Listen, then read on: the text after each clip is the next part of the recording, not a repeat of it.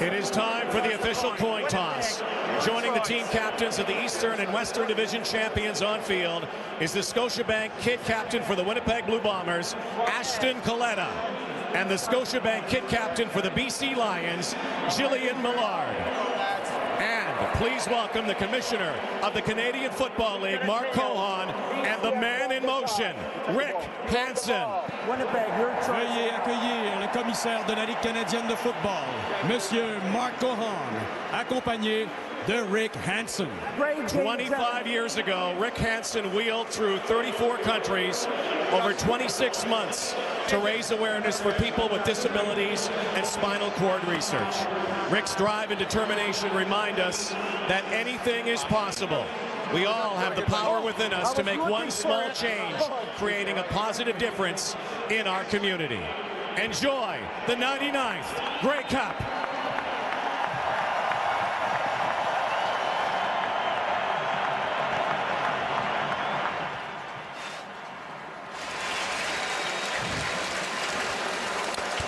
Kickoff moments away, but first to the sidelines. Here's Sarah Orleski.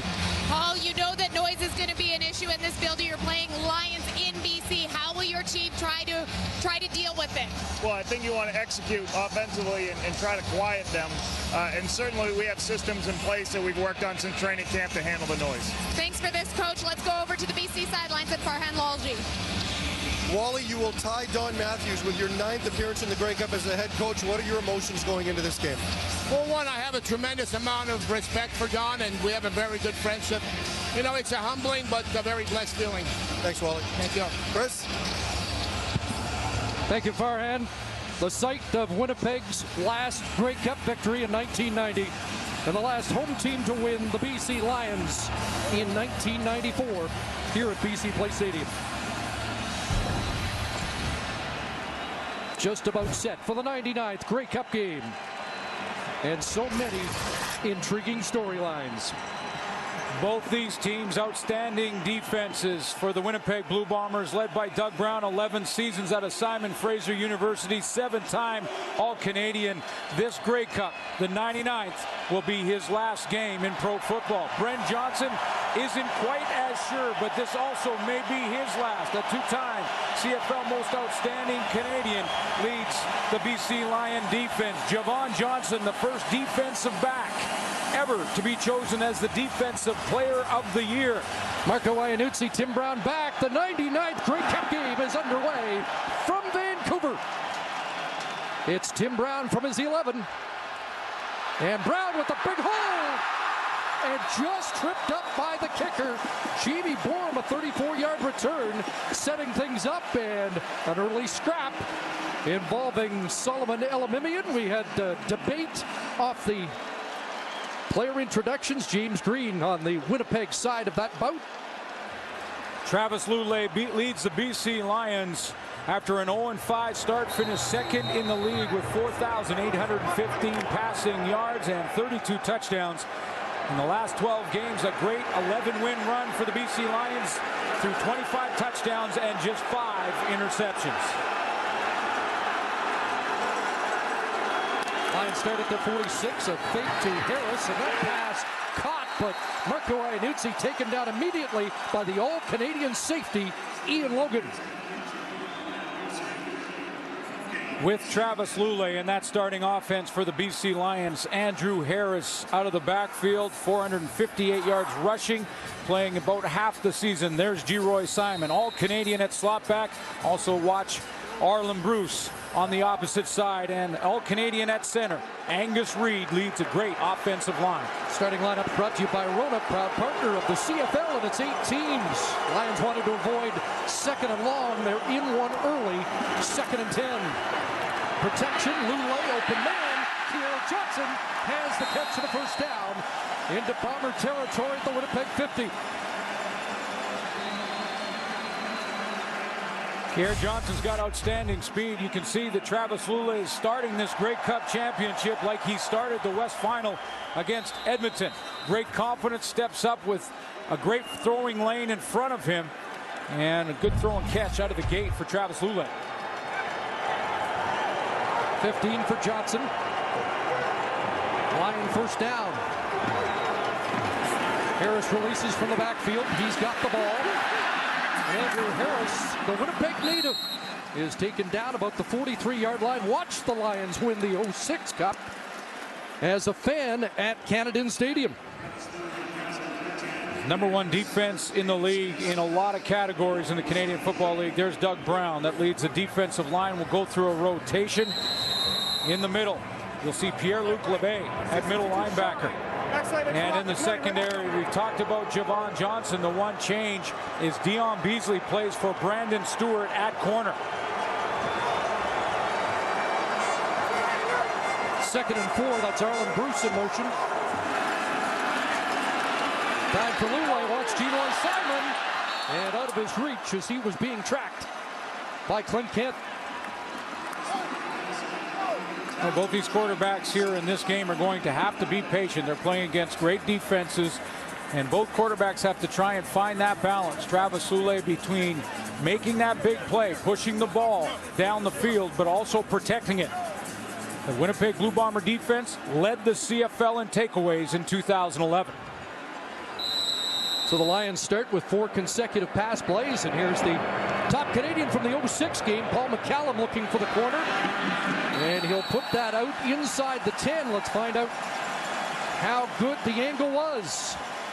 The Bombers will be backed up at their 7-yard line when Buck Pierce, and Winnipeg goes to work for the first time. We're scoreless early in the 99th Grey Cup game from Vancouver, BC. Great atmosphere in this building, and we'll find out how loud it's going to be and how much of a factor that will be for the Winnipeg offense. You'll find out right now when that Winnipeg offense is on the field. Deep start.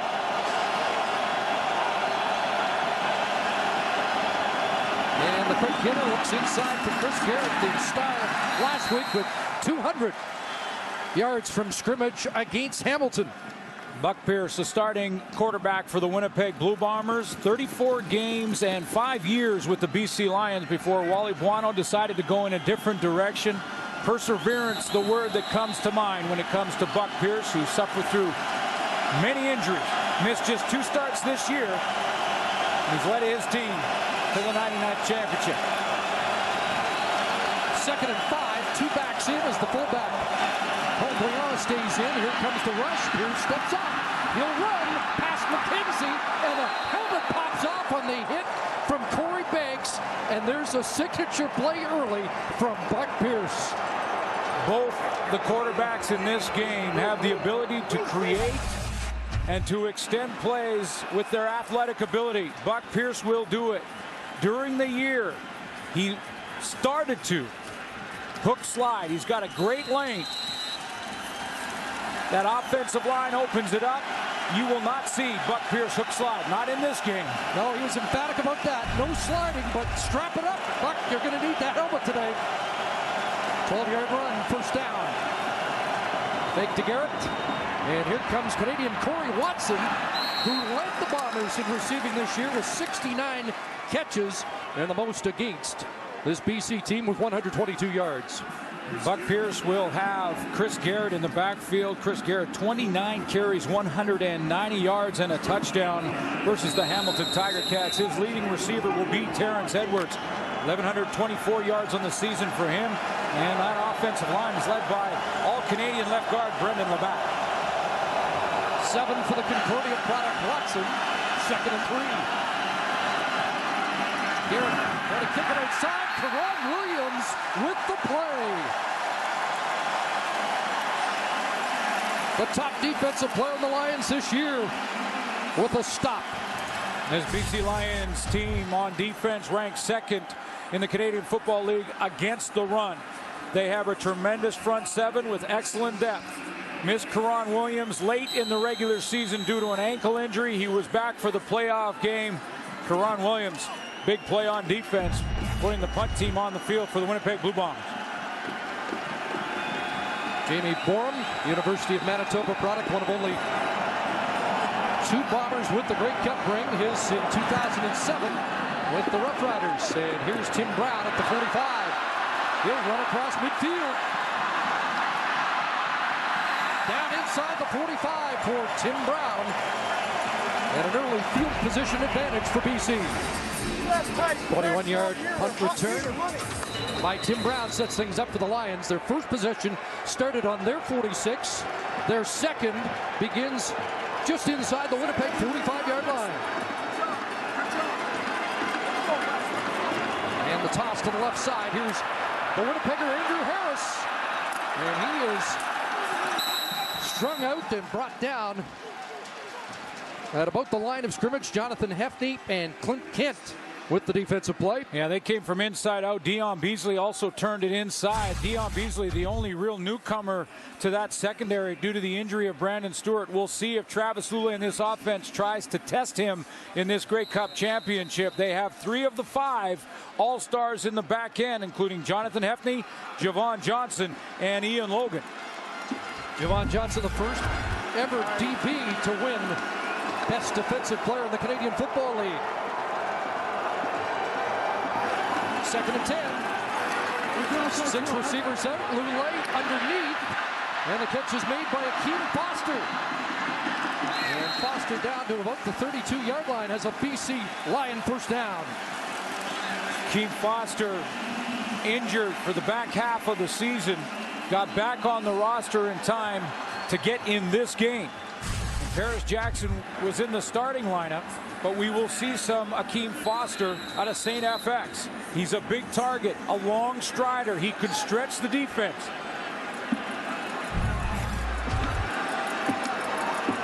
Twelve yards for Foster. First year starter. They go to a double tight end formation. Short drop over the middle, and Arlen Bruce unable to pull down the high pass. Javon Johnson is the leader of that secondary, and that's the challenge for Arlen Bruce and G. Roy Simon. Of course, the outside where Javon Johnson will play that corner, led the Canadian Football League with 8 interceptions. As I mentioned, the first defensive back to be ever been named Defensive Player of the Year. And not only was he an All-Canadian, but he was a Player's Choice All-Canadian as well, CFL-PA All-Star team. On the practice roster in 2007 for Saskatchewan, admitted wasn't playing in the game and was a regular breaking curfew that week. Did not break curfew this week.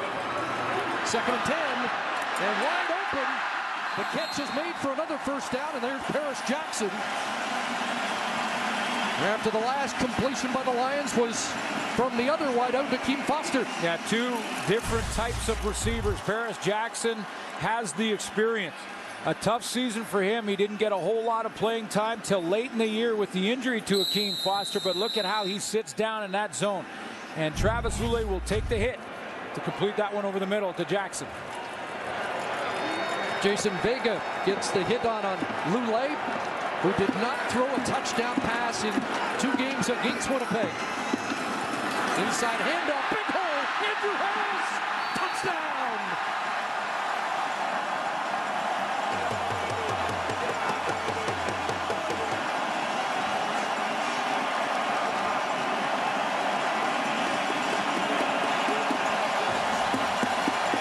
A 19-yard touchdown run for the kid who idolized Charles Roberts and has scored a major in the Grey Cup against Winnipeg.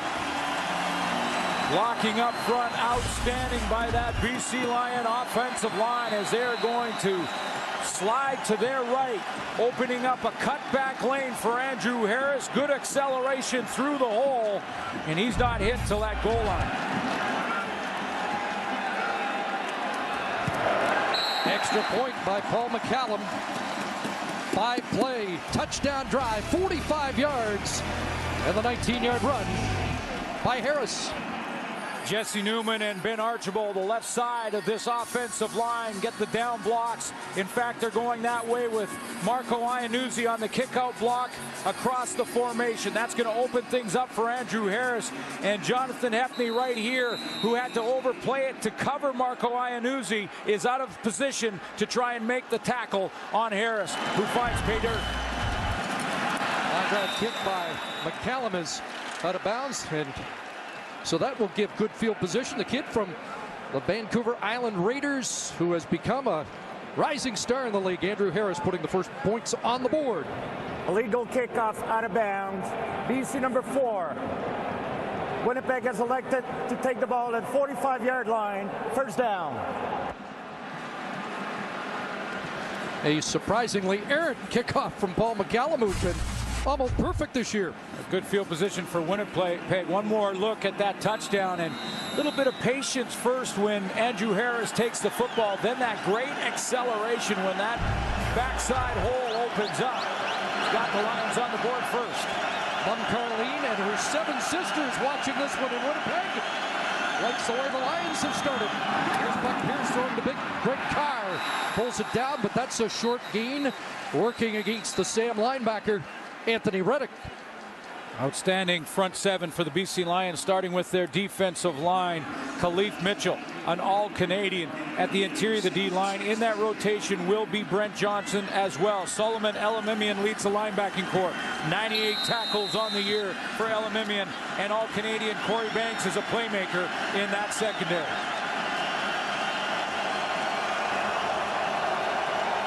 Second and 7 from the Bomber 48.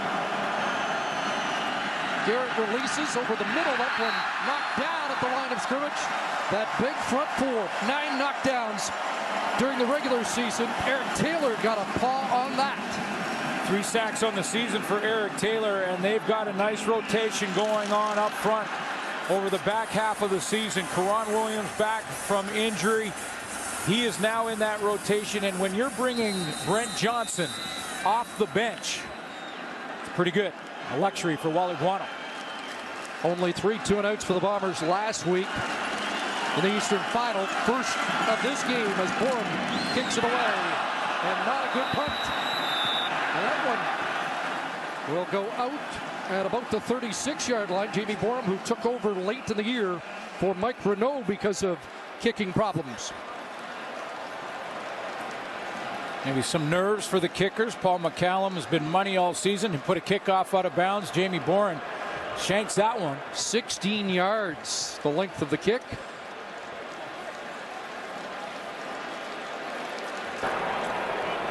Legal punt out of bounds. Winnipeg number 30. A 10-yard penalty will be enforced from where the ball went out of bounds. First down.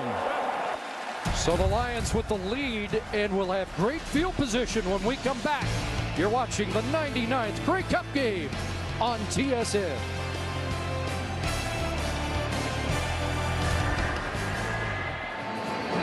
Friday night, Dwayne Ford was part of the broadcast of one of the great Vanier Cups ever. He's on the sidelines for us today with additional analysis. Dwayne. Hi guys, so far the BC Lions off to a quick start offensively, but one guy who hasn't caught the ball yet, Geroy Simon, the Lions' leading receiver. One reason could be the things that the Bomber secondary is doing to cover him up. We'll be back in the second quarter to have a little bit closer look at that. Geroy Simon, second all-time behind only Milt Stegall in his 3rd Grey Cup game. Congratulations to McMaster. What a great Vanier Cup that was. Kyle Quinlan made an impression, didn't he? Great field position start, a little play action, and there's Geroy wide open. Geroy Simon down the sidelines, and they're going to rule him out at the 16-yard line. Almost got to Geroy's corner.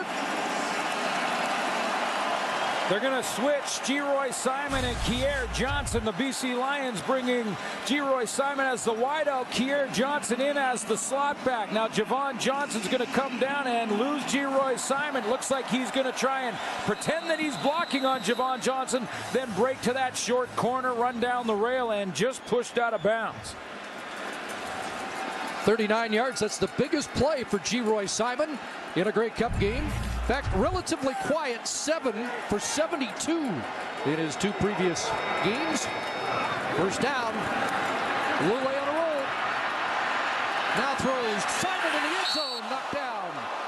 There's Dion Beasley with the defensive play on Geroy Simon. Geroy Simon finished the year 66 yards behind Milt Stegall for the all-time lead in Canadian Football League history in receiving yards. 15,087 on what has been an outstanding, tremendous career. 6-time All-Canadian, and Talking to G. Simon this week and the way he trains and takes care of himself, I'm sure we'll see G. Simon back again in 2012. Looking for his first Grey Cup touchdown. 2nd and 10. Wiinipeg getting set up now to the wide side. Here comes pressure. Lule puts it up for grabs and throws it away out of the reach of Wiinipeg with the heat coming. And it looked like there was a little confusion on that setup by the Lions on 2nd and 10.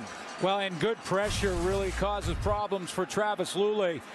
Still left of your screen. It's coming off the edge here, and I believe it's Rodney Fritz, who had a tremendous Eastern final against the Hamilton Tiger Cats with 4 tackles and 2 sacks. And Fritz causes problems in the backfield for Travis Lule.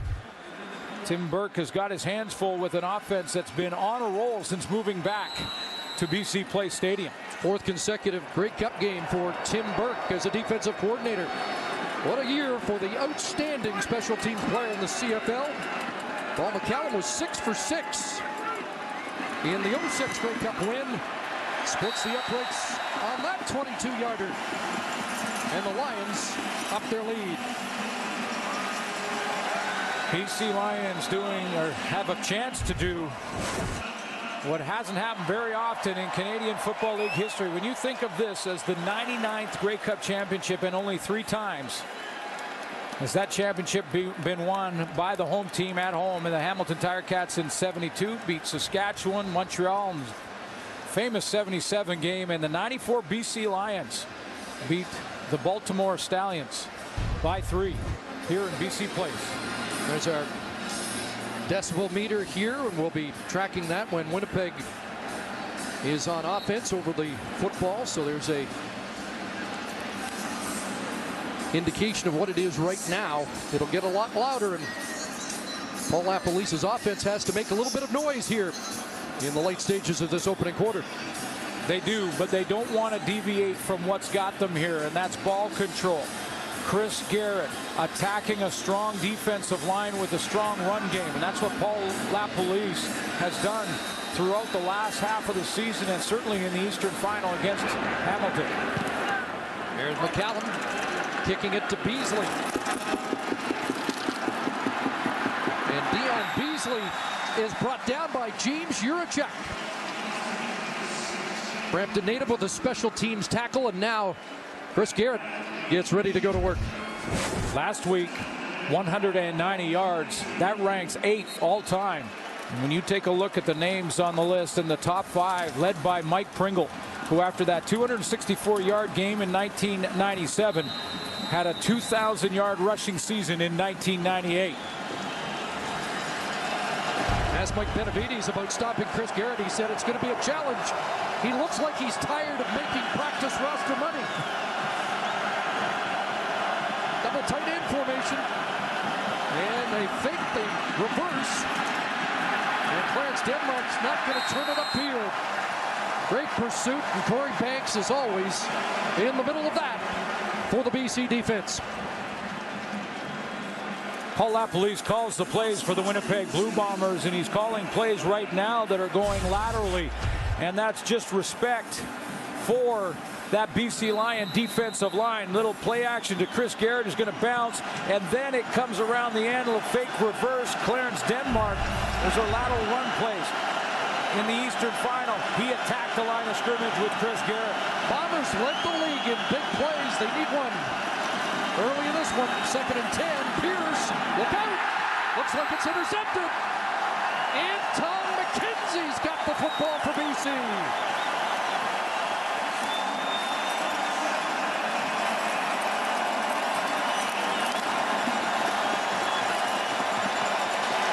BC Lions have been doing this all season long. They get 4-man pressure. Good pressure up front by just 4. What does that allow? That allows the linebackers to drop underneath the coverage. Anton McKenzie is going to help out his defensive backfield. Sink back underneath that dig route and then play the eyes in the football as it comes across the middle. Well played by the linebacker, but they have the luxury to do that on defense in BC because of the pressure provided by just 4 up front.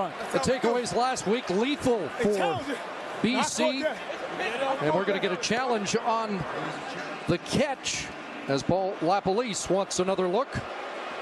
3 takeaways by the Lions in the Western Final, and all led to BC touchdowns. 21 points off turnovers. Ruling on a field of a completed pass. The play will be reviewed. Well, there's no question that Anton McKenzie was juggling it as he went down. When I watched it live, it looked like he had turned on his back and that ball never touched the ground. From that angle, it was tough to tell. But let's take another look. This may say more. You can see he doesn't have full control. The question is, did that ball touch the ground? And he used the ground to pin it against his chest. Might be the best look at it there. And again, it has to be conclusive to overturn. But a closer call than it looked live. And a good challenge early on from Paul LaPolice. The interception, of course, at worst. Flops field position in a hurry. There it's out. Bounces off his leg, and does it touch the ground right there? Jake Ireland looking at this at the command center. What's on the line for this challenge for Paul LaPolice, of course, is about 30 to 40 yards of field position. And unlike any other game, the command center is, we're now just confirming the command center is in Toronto. It has been at the site of the Grey Cup previously. Jake Ireland is going to take his time with this call. Let's take one more look.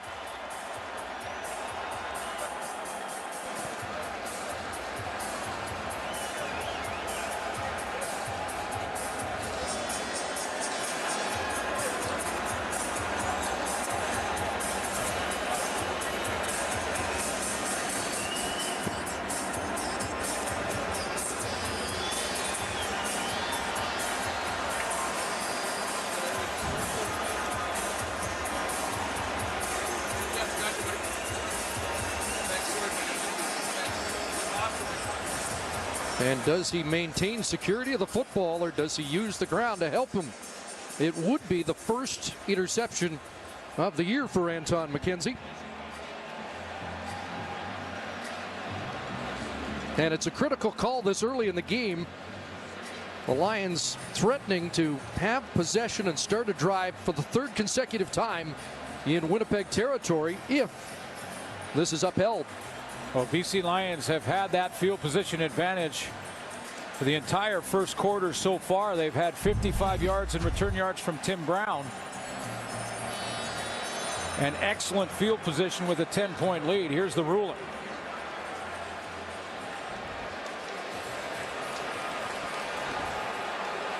After review, the ruling on the field stands. It will be first down BC.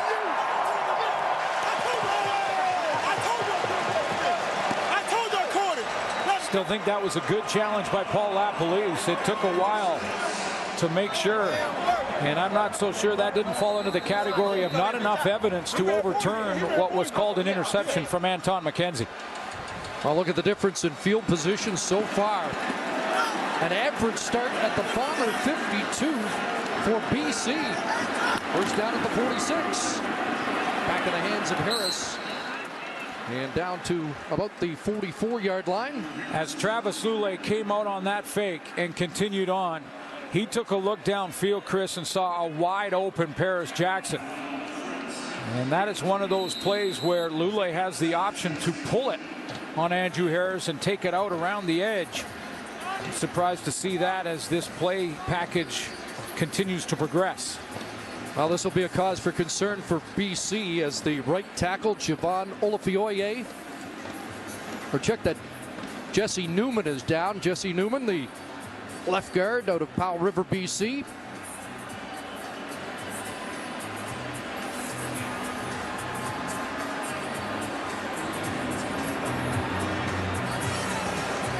Jacques Chapdelaine, the offensive coordinator, I'm sure saw the same thing that Travis Lulay did on that run play.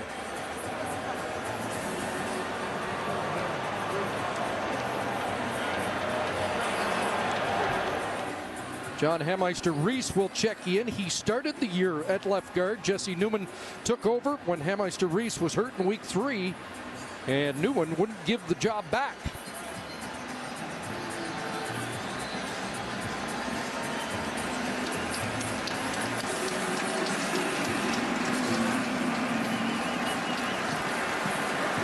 Bill Rochelt helping Newman to the sidelines. Just 7 sacks allowed by the BC Lions in the last 10 games of the year. They gave up 25 this year, but Suits, 10 of them were against Winnipeg. We talked about that BC Lions D-line. Well, the Bombers front 7, they've been outstanding all year long. Led the league in sacks with 55. They need a stop here. 2nd and 7. Sean Gore sets up to this near side. Looked like Arlen Bruce jumped prematurely, and the play does not get off. But did you notice the matchup, Chris? They brought Arlen Bruce inside. He was the man that looked like moved early, but they brought Javon Johnson inside to cover him. Javon Johnson normally playing outside. BC number 1, 5-yard penalty. It remains 2nd down.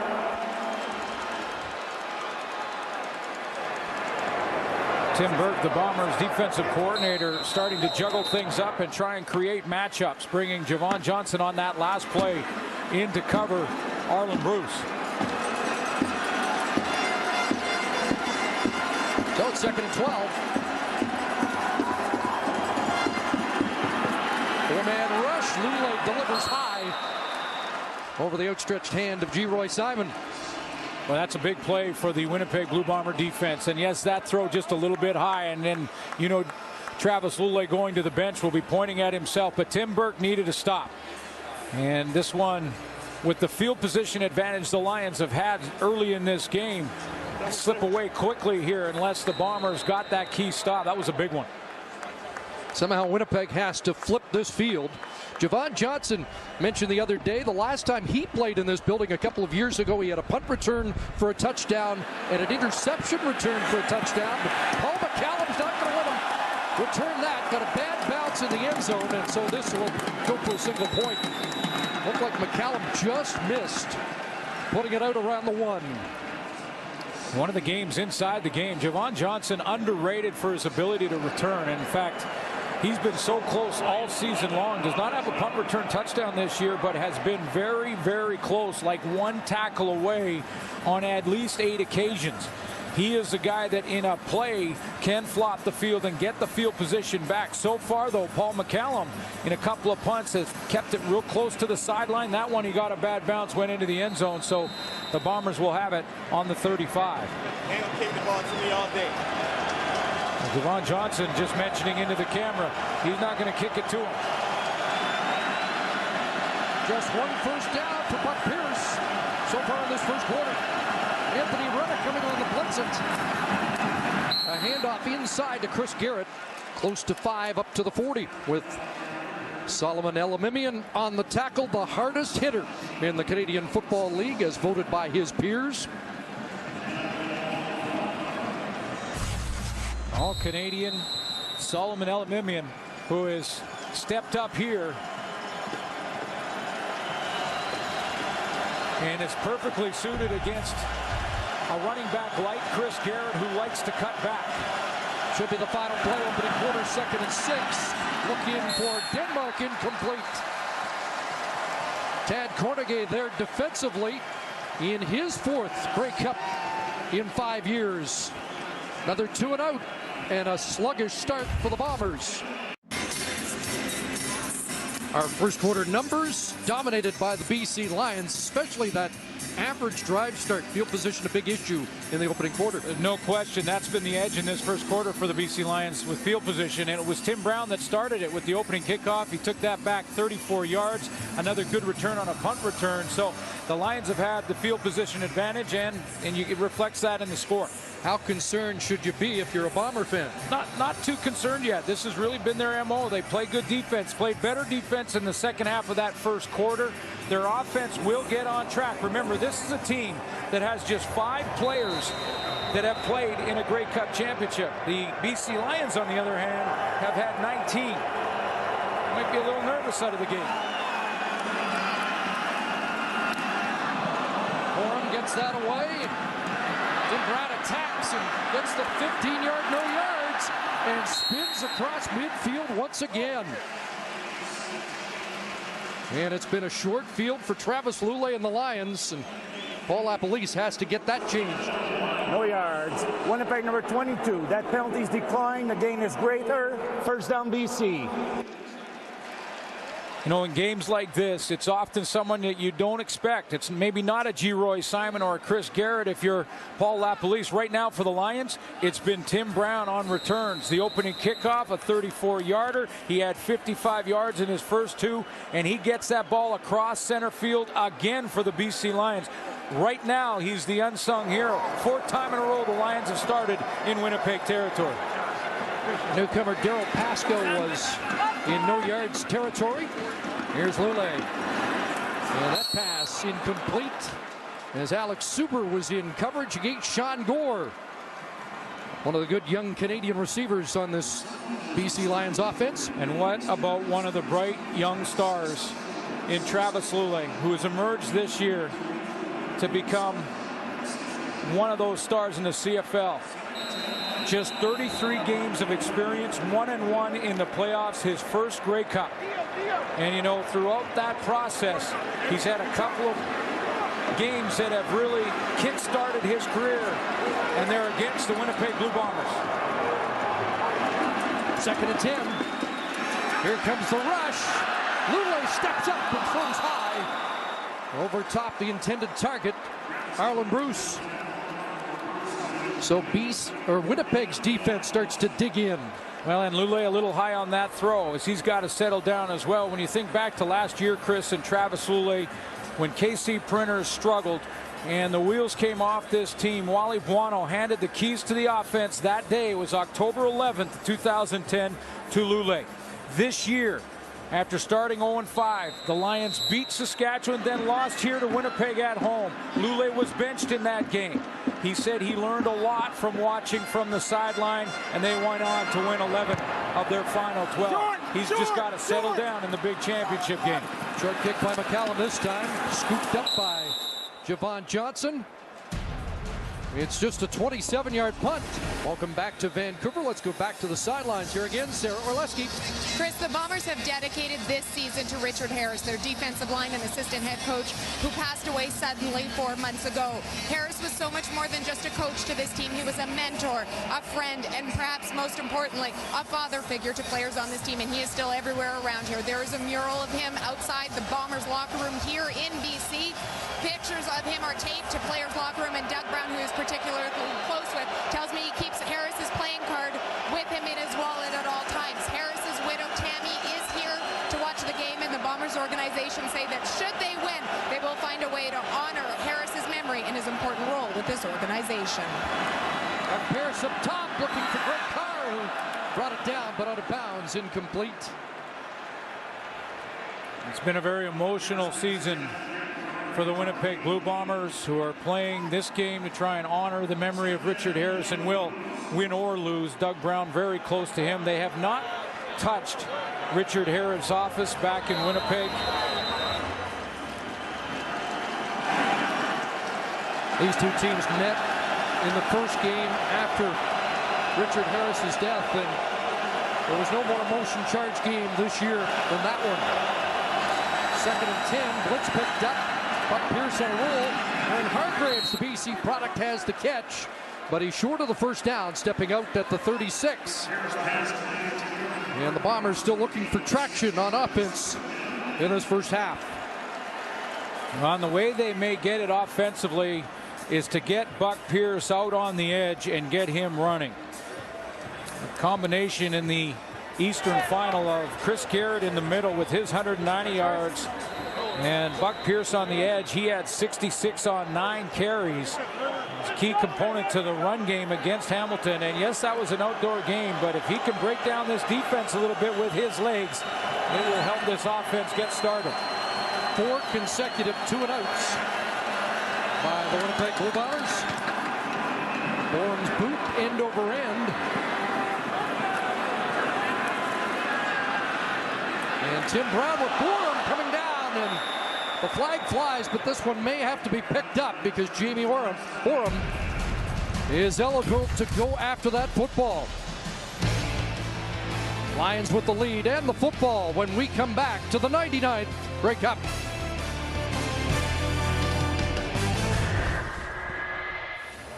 Back to the sidelines and more analysis from Dwayne Ford.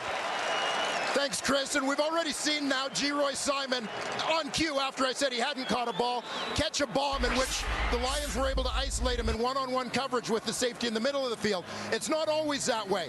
We've talked about the balance between Simon and Arlen Bruce on the other side. How that's going to balance the defense. Not the case from the Bombers' perspective. Cheating the safety to the side that Geroy Simon's on. Logan's over the top. You see the heavy underneath coverage. They're very committed to try and take Geroy Simon away from this game. They'll leave Alex Suber one-on-one against Arlen Bruce, a guy who he covered well in the opening week of the season when Bruce was a Hamilton Tiger Cat. Interesting where Arlen Bruce now will either get that matchup or he'll have to face Jonathan Hefney, one of the great cover guys in the entire Canadian Football League. Bruce and Simon, both former Bombers. Here's the direct snap to Harris. Clint Kent in the backfield, and Harris throws it away to avoid a loss. Not sure if that was part of the play. I don't think it was, because I didn't see an eligible receiver really down the field on that side. I think that's just a heads-up play by Andrew Harris to save the loss here as Travis Lulay. It's a direct snap. Lulay tries to go with the fake to draw some of the defenders, but when there's no receiver back in the back end there, and Andrew Harris just heads up play and saves a loss. They might want to put one there. It looked like there was some open field up there. Well, a heads up play by the 24-year-old who has a touchdown in this game. And instead of 2nd and 15, it's 2nd and 10. And Sean Gore broken up. There's Javon Johnson on the scene defensively. And again, this Bomber defense starts to stiffen. And once again, on 2nd down, you see what Dwayne Ford was talking about, and Ian Logan, the safety, who is going to go with Geroy Simon. There's Simon there, so he's going to go in that direction. Again, that could set up opportunities on the backside for Arlen Bruce, who's going to get the one-on-one. That time, it was on Alex Suber. Let him go. 7 2-and-outs in the game so far. Javon Johnson trying to get outside. He does. And finally, decent field position. No flags on the play. And Javon Johnson taken out at the Lion bench where there's a little extra activity. He had an 8.9-yard punt return average during the regular season. His long on the year, 51 yards. 24 for Javon Johnson, and that's key, 24 yards. It finally gives the Bombers some field position. Well, he was the outstanding player nominee out of Winnipeg, their top defensive player, their top special team player. He does it all, and he's just given Winnipeg its best field position so far. And Chris, when the Bombers have looked in the passing game for a big play, they've looked for Terrence Edwards. He's been quiet so far.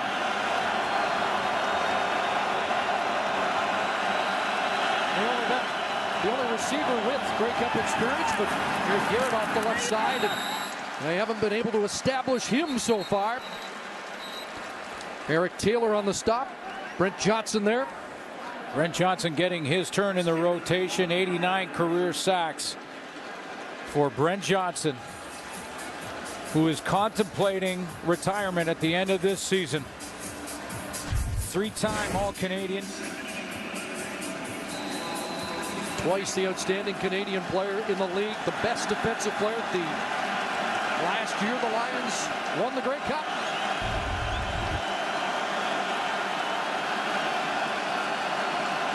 Second and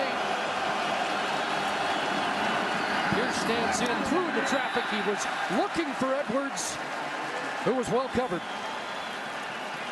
Anton McKenzie and Anthony Reddick double covered on Terrence Edwards. Buck Pierce locked in there. very nearly threw his second interception of this game. Had he thrown that on target, Anthony Reddick had a better shot at it than Terrence Edwards. Well, we expected defense when these two teams met in the regular season. Out of 72 offensive possessions, 40 were 2-and-outs. And we've had 8 in this first half.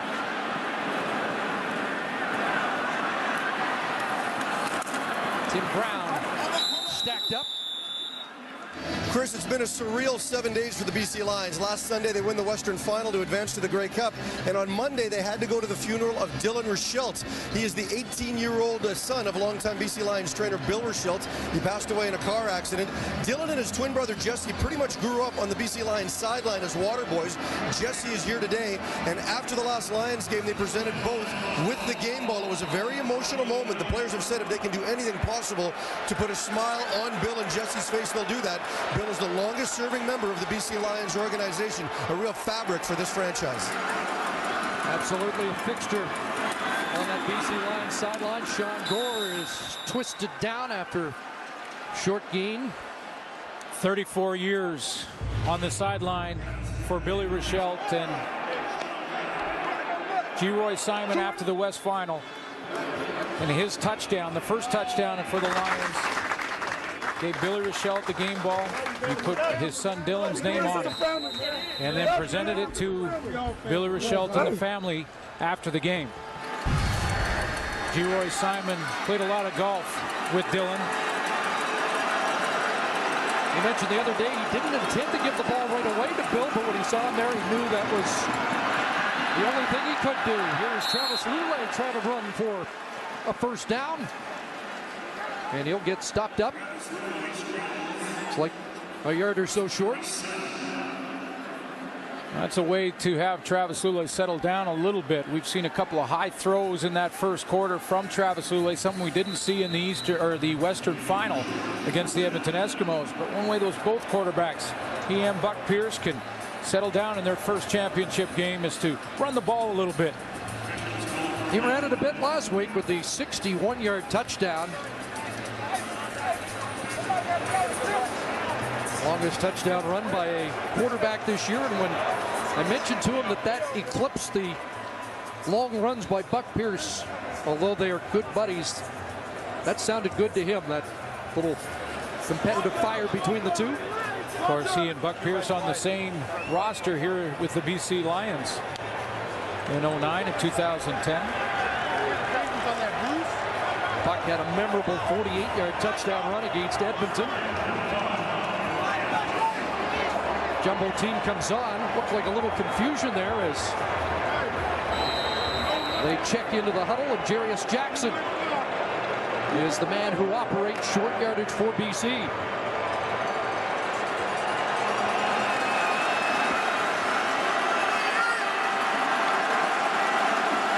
Third and less than a yard. Jackson tries the right side. He's got it. Didn't open up right away, but he makes it with ease.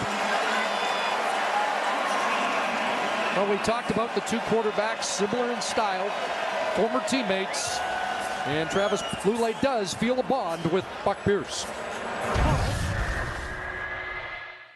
We're similar in a lot of ways. I think that's why Buck and I clicked when I got up here. We're West Coast guys. We went to relatively smaller schools. We didn't play in the Pac-10 or the SEC or anything like that. And both of us showed up at free agent camps for the Lions in Portland, Oregon, and and just kind of worked our way up the depth chart from there. So we had similar stories, and I think that's just where we kind of hit it off. Similar play style. And all those things. So, we were very good friends when he was here, and it's very cool. And a great play here by Paris Jackson, the veteran, who's been out of the lineup for the Lions for most of the year, but making an impact late in the season. 2,000-yard seasons in his career, 08 and 09, and it's all Paris Jackson there winning the jump ball against Dion Beasley right along the rail and keeping his foot in bounds. In fact, he had both. Paul LaPolice was heated up about that, thought there was a push off by Paris Jackson, who did not have a catch in the Western Final. the right side, and Pierre-Luc Labbé, the starting Canadian middle linebacker, has the tackle. Winnipeg Blue Bombers lost Joe Lobendon early in the year to injury. He got off to a great start. Pierre-Luc Labbé in his second start. And how about that? Number 2 for him, and he's in the middle of that defense in the Grey Cup Championship. Good tackle there on first down to make it a more difficult situation on 2nd and long here for Travis Lulay. So you watch Jason Pottinger and Shea Embry, Javi Klatt, former Canadian middle linebackers, and now he gets his chance to shine. 6th play of the drive. Here comes pressure. Lulay wants G-Roy. Simon got it! Tight roping, and they're ruling him out at the 14-yard line. 22 yards for G-Roy Simon. And if the Bombers defensively are going to try and get some help on G-Roy Simon with their safety Ian Logan, then the answer to that is to have Simon run the corner route. And he sold it on Dion Beasley, who is all of a sudden getting picked on a little bit. Back-to-back catches on Beasley. One by Paris Jackson, and now G-Roy Simon.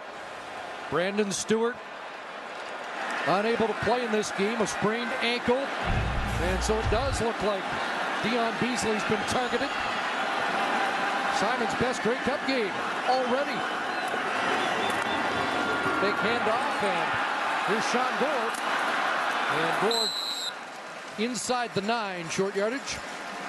09 and 2010, they were on the same roster in meetings together. We talked about Travis Lulay, and you heard the mutual respect he has with Buck Pierce. Both are great leaders and as tough as they get. And you're looking at one of the toughest quarterbacks pound for pound in football. Guy with a dislocated elbow last year in Labor Day, an injury that no quarterback has come back from in any league, and he came back from it to lead his team to the championship. 8th play of a drive that started at the BC 28, 2nd and 5. Lulay into the end zone. Arlen Bruce is up there, knocked down by Javon Johnson. What a battle there. You have to have confidence to, as a defensive back, cut underneath the likes of Arlen Bruce. And Javon Johnson has that kind of confidence. If Arlen Bruce fades a little deeper, then Lulay can throw it up over the head of Javon Johnson. But Johnson has that great confidence, works to the football, and just tips it away, and Arlen Bruce just has a whole bunch of helmet.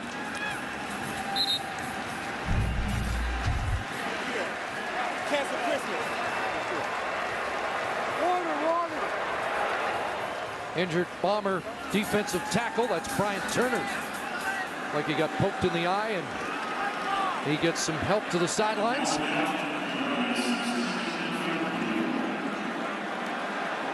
Paul McCallum back out, 94.3% efficient this year in the regular season. Best ever in the Canadian Football League. Doesn't miss those. And it's now a 2-touchdown lead for Wally Buono's Lions. But again, the Winnipeg Blue Bombers do not have to panic just yet, Chris, because if you remember last week, I know it was a game where the elements were a factor. An outdoor game in the last in Canada Stadium, but was all Chris Garrett getting some space in the open field. Great cutback slashing runner. And that combined with 66 run yards from Buck Pierce was the key to victory and the reason that they're here. Chris Garrett just 3 carries for 1 yard so far. Now give some credit to that BC defense that looks like right now is talking Paul LaPolice out of running the ball to Chris Garrett. But it has to happen in combination. Garrett in the middle between the tackles. Buck Pierce out and around the edge. Chris Garrett had 8 runs of 10 yards or more last week. 271 rushing yards for the Bombers last week.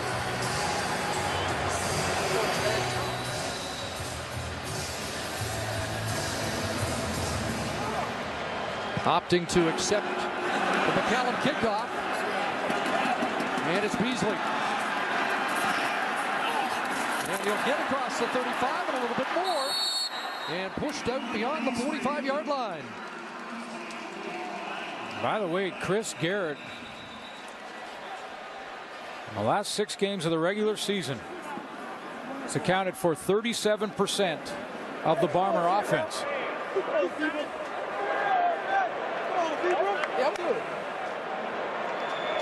Major foul, unnecessary roughness. BC number 45, 15-yard penalty enforced from the end of the play.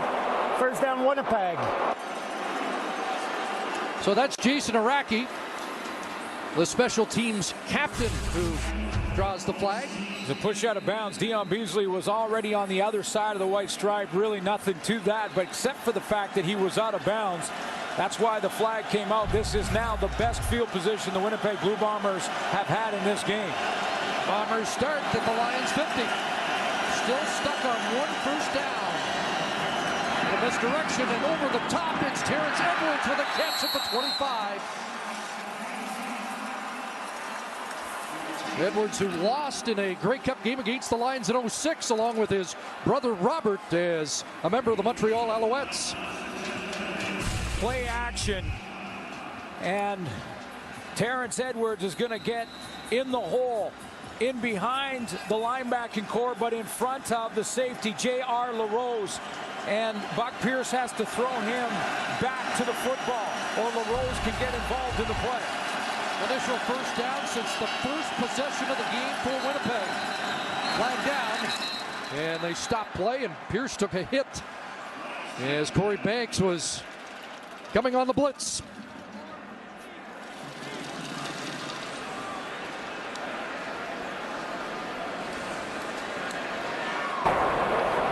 Illegal procedure. Winnipeg, the left guard moved prior to the ball being snapped. 5-yard penalty. Still first down. That's the Weyburn product and all CFL left guard, Brendan Labatt.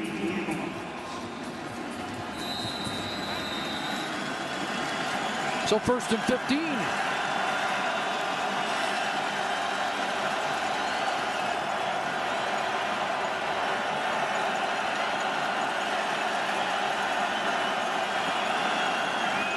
Short drop, quick hit, and Terrence Edwards has the catch in front of Anton McKenzie. 7 for Edwards. It will be 2nd and 8.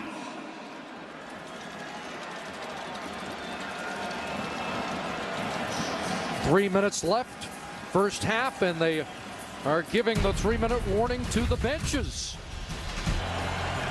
And there our producer, John Hines, on the left, our director, Paul Hemming, in the truck. Done a tremendous job all season long. 2nd down and 8. Buck Pierce looking for Carr in the end zone, but overthrown as Carr battles with Dante Marsh. Well, it's a matchup I'm not surprised that Buck Pierce went to, because Greg Carr from Florida State at 6'6" has the tremendous height advantage on Dante Marsh at just 5'10". And at Florida State, he was Mr. Touchdown in his 4 years with 29 touchdowns, many on the fade route. Buck Pierce just missed him there. But working against an 8-year veteran who some quarterbacks in the league, including Darian Durant, say is the best on that corner. So Justin Palardy surveys the 30-yard field goal, and it's off the post and in. The Bombers needed a break, and they get one here to get on the scoreboard. Well, you got to feel that they absolutely had to get some points out of this field position.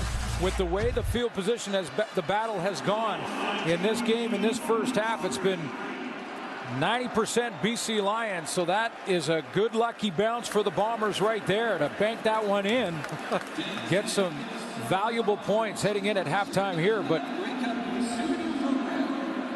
and if that banks out or wide, it's dead. It's just a dead ball, but it can bounce in for the 3 points, and everybody will take that on the Winnipeg sideline. You know, a Winnipeg Blue Bomber team that a year ago won just 4 games, the worst record in the Canadian Football League, to come back, win 10, win the division, This team under Paul LaPolice and Buck Pierce have faced adversity before, both on and off the field this season. This game is far from over. And those 3 points crucial. Because of field position, you just don't know how many opportunities you will get. You have to come away with points every time. Tim Brown's been a factor in this opening half. A line drive kick, and here comes Brown. Brown across the 35. Upended around the 37-yard line. So BC has 2.5 minutes to work with. He's playing in his last game, Chris, the Canadian Football League. Tremendous 11-year career, 7-time All-Canadian. You think about defensive tackles, only John Helton with more All-Canadian nods. And Doug Brown will be an automatic induction into the Canadian Football Hall of Fame. Playing in his 200th Canadian Football League game here today, and on this field won a high school championship as a member of the Port Moody Blues. There's Lule looking for Bruce on the corner, and there's Alex Suber to break it up. And Alex Suber does the Arlen Yes, Bruce touchdown pose, standing over number 1. Little Spider-Man. Alex Suber is size-wise closer to a jockey than he is to a football player, but boy, does he come and bring the leather. And there's the pose that Arlen Bruce does in the end zone. Now you got to have swagger to do that. You do. And that's Bomber football. That's how they have been successful this year, with great defense.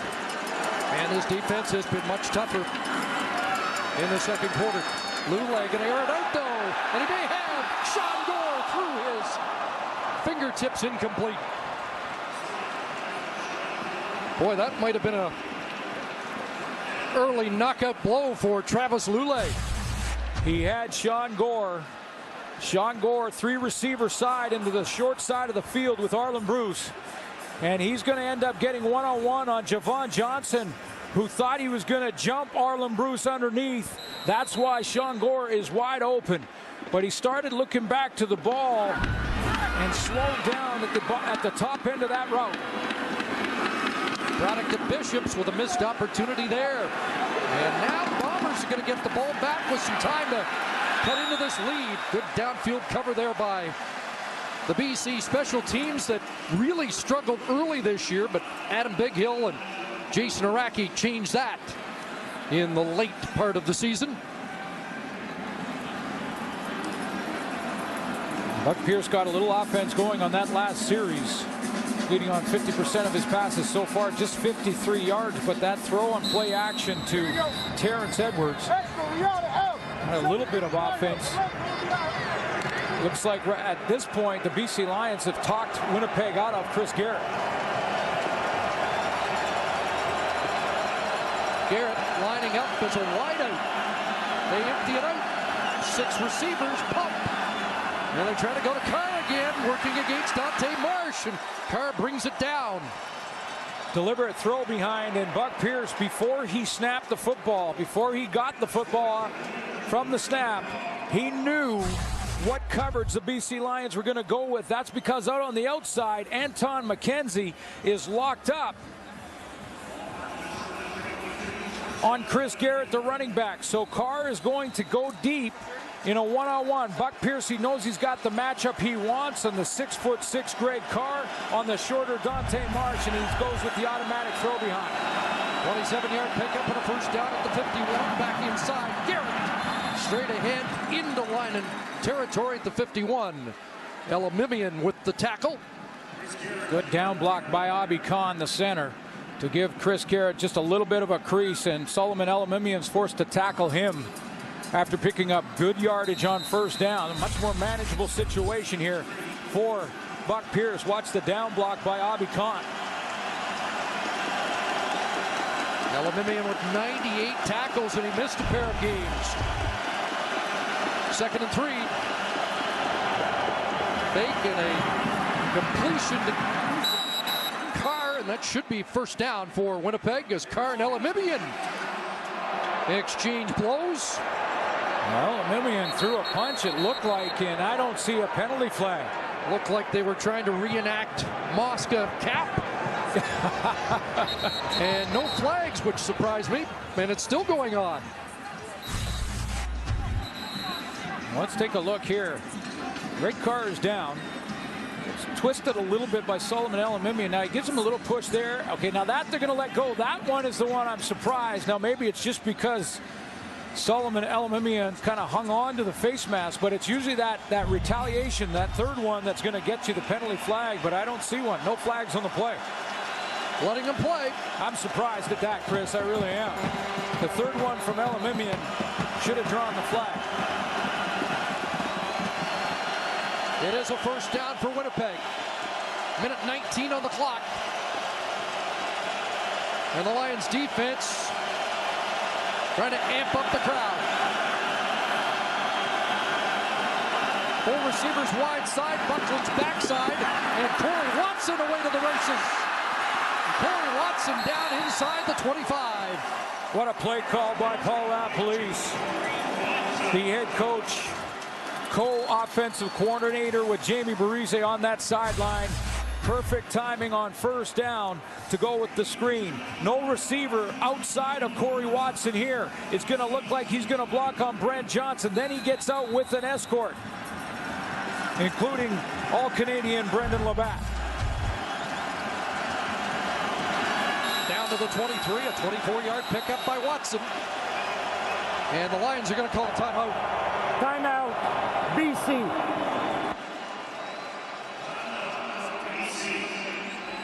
Mike Benavides, not a bad decision here. It looked like that, first of all, a tremendous play call by Paul LaPolice. Caught his defense on that last play. They went back and kind of walked back to the huddle, almost like they were reeling a little bit from being surprised there. Mike Benavides will then call the timeout, get them regrouped, make sure they have the right personnel grouping, and this is good timing by Mike Benavides. He said his philosophy on defense pretty simple: take away their most dangerous weapon. They've taken away Garrett. You've seen that extra coverage on Terrence Edwards. But Paul LaPolice now in the chess match, trying to go to other people like Corey Watson. First and 10. Short drop over the middle, and here's Carr. Broke a tackle, and then gets taken down hard by Anthony Reddick. But it's another Bomber first down, and it will be first and goal. And this offense is starting to click, and they've gone, you're right, Chris, to different people. Not Terrence Edwards, not Chris Garrett. They've gone to that matchup with Greg Carr on Dante Marsh on the outside. This time a quick slant. Dante Marsh giving him lots of room, backing up 10, 12 yards. So they go with the quick slant and Corey Watson on that previous screen. Carr 4 catches, 48 yards. Buck stepping up. Is he going to take off? Now looks into the end zone and throws it away with pressure and good coverage in the corner of the end zone. Well, and it was Anthony Reddick for the BC Lions that forced that decision by Buck Pierce. You know, Buck Pierce can get the edge there, and now the entire defense is broken down. Buck Pierce has got open space to run, but Anthony Reddick in secondary contained on the running quarterback, cut him outside, got the angle, forced Pierce to throw it out of bounds. First time in the red zone today. Trying to convert. Second and goal. Pierce looking into the corner. Denmark, and it's broken up. Tad Kornegay on the job for the Lions. Third straight Grey Cup appearance for Tad Kornegay, of course, a former member of the Saskatchewan Roughriders. Played in Grey Cups back-to-back years there, and Tad Kornegay shows you that experience with his great composure at the end of the route. Clarence Denmark was open. He was patient, turned to the football. That little jam there is okay. Look at the patience. He read Clarence Denmark's eyes, knew the ball was about to arrive, and got the knockdown. There's Polardi, street time.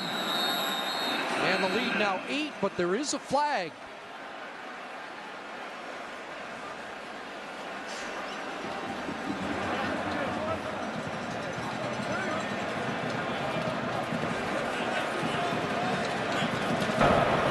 Offside. BC number 24. That penalty's declined. Result of play, field goal is good. So instead of 3rd and goal at the 4, they'll take their 3 points. 1 possession game now. Half minute left, first half. As the Bombers have a little momentum after a slow start. After an 0-5 start, the BC Lions faced their own adversity all season long.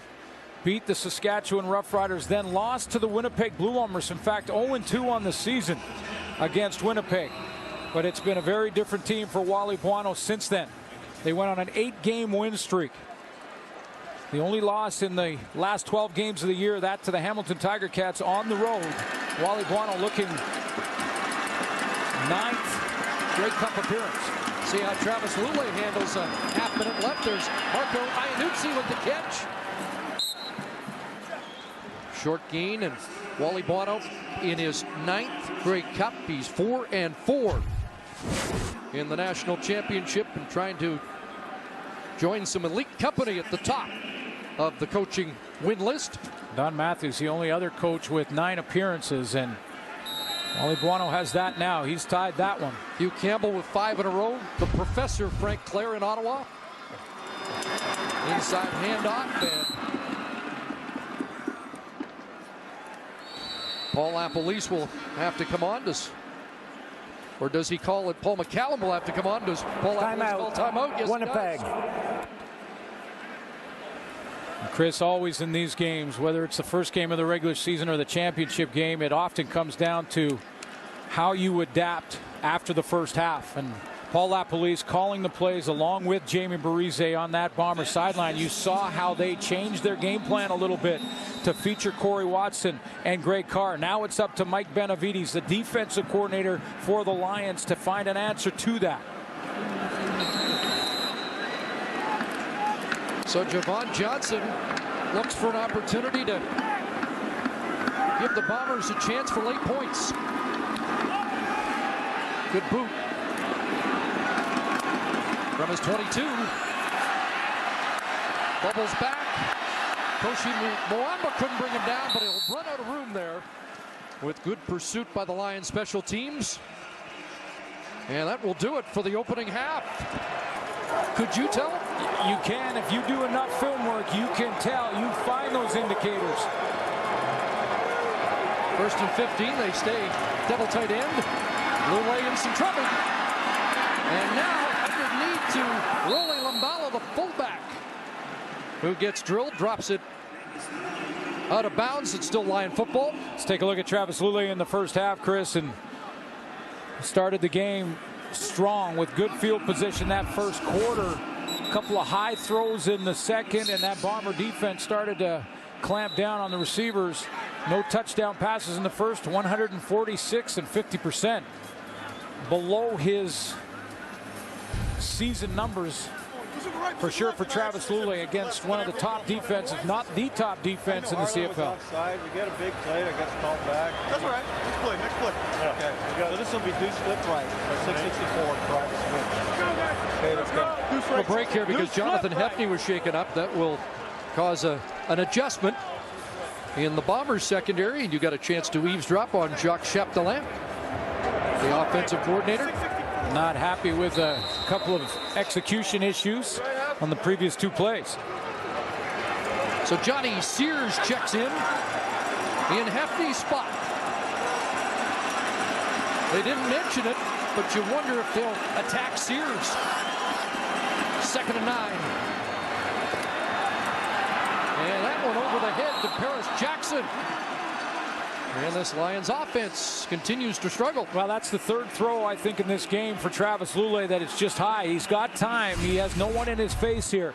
And Lule in his first Grey Cup is showing maybe a little bit of nerves as he had that extra long halftime.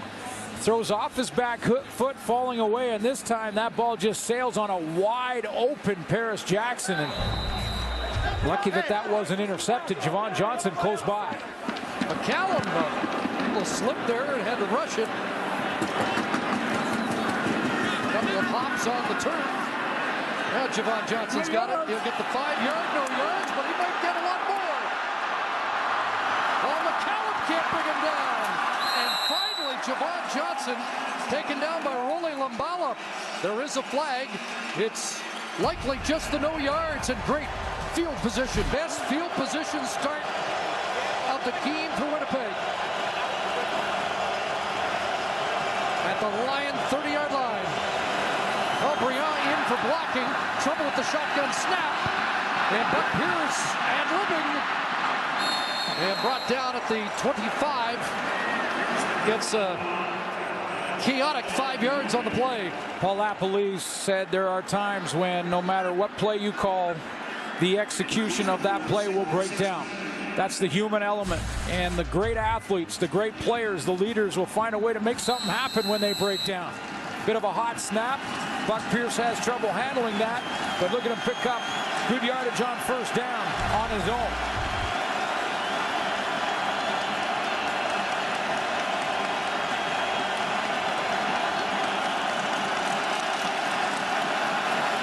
Back to Garrett, looks inside, and the ball is tipped by Anton McKenzie, who had an interception in the first half. See some blood on the jersey of Buck Pierce. And again, the field goal unit has to come on. Anton McKenzie has done a lot of film work for this game himself. You can tell by the way he's positioning himself in that underneath coverage. Sometimes he's dropping back, getting underneath that deep crossing route. Sometimes there he's underneath that quick slant in perfect position, taking away the throwing lane. He tips that up, and that was almost a BC Lion interception. Wally Bono has said he could play safety. We saw him play defensive end. That's how versatile he is. Pilardi nails this.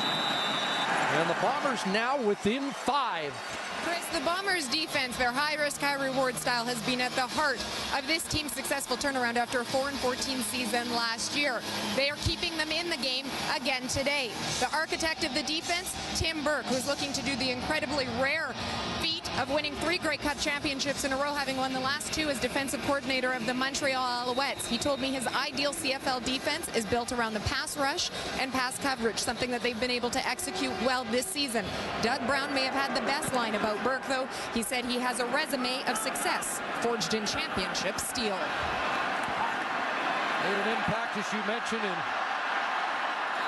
the last few Grey Cups, especially last year. I think he surprised a lot of people by converting to a zone defense against Saskatchewan when the Alouettes were almost the entire year a man-to-man team.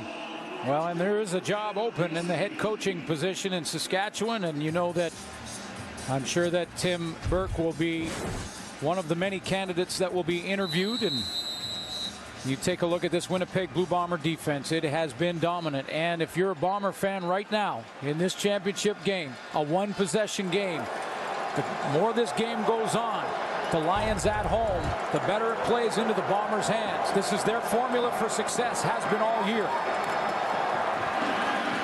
Over the middle, looking for Simon, got him at midfield. G. Simon the catch in front of Alex Suber. Well, and this time Ian Logan was just a little bit deep to help out Alex Suber on that quick slant route. Coming out of the backfield, just a quick slant over the middle. And the ball this time brought down a little bit, although G. Simon does have to go up over his head to pull it down. Lions had 108 yards in the first quarter. Since they've produced 96, counting that 12-yard grab by G. Simon. Jonathan Hefney back in this Bomber defense. Little late play action. Back into the middle, and Sean Gore is tossed down. Close to another first down at the Winnipeg 45. Three options for Travis Lulay on this play. He's going to half roll, and this is taking advantage of the athleticism from Travis Lulay. You're going to get one option out here. That's going to be Arlan Bruce. You get Sean Gore coming from the right to the left on a little curl route. That's two. If you hold it there, guys, stop it there. 1, 2. And the third option is for Travis Lulay to go ahead and run with the football. Boy, that puts a bind on a defense. Second first down in the last 5 drives, and now Andrew Harris tries the right side. He has the lone touchdown in the game and dropped at the 41 after a short gain. Here's Matt Dunnigan talking at halftime about what the Bombers need to do and the players that they need to see some more production out of, and Odell Willis on that defensive line is one of them. Very vocal all week, both in the media and on Twitter, and has been real quiet all of a sudden in this game.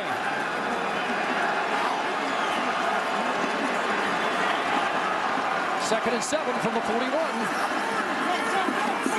Here comes the heat. Lulay stands in, and the pass incomplete. Geroy Simon looking for a flag, not on the field. Alex Suber there in coverage. This has been a great battle to watch. Dwayne Ford mentioned it in the first quarter. He's watching Geroy Simon. They've tried to double him a little bit with Ian Logan, but when Alex Suber's had to go one-on-one, watch him fight to get inside position. That's the key to the coverage at the top of the route for Alex Suber. You have to fight for the inside. He got a little bit of contact in there, but no penalty flag, and Paul McCallum will have to come out. 48-yarder for McCallum. Missed only 3 this year, and one was really a no-hoper from 57 out on a final play. And McCallum off the post, and that's a dead ball. So a rare miss. And McCallum and Suber discuss it. Still a 5-point Lion lead.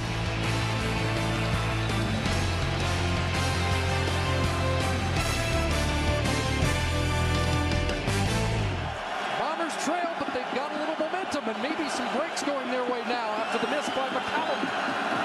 Garrett inside, and he'll pound to the 30.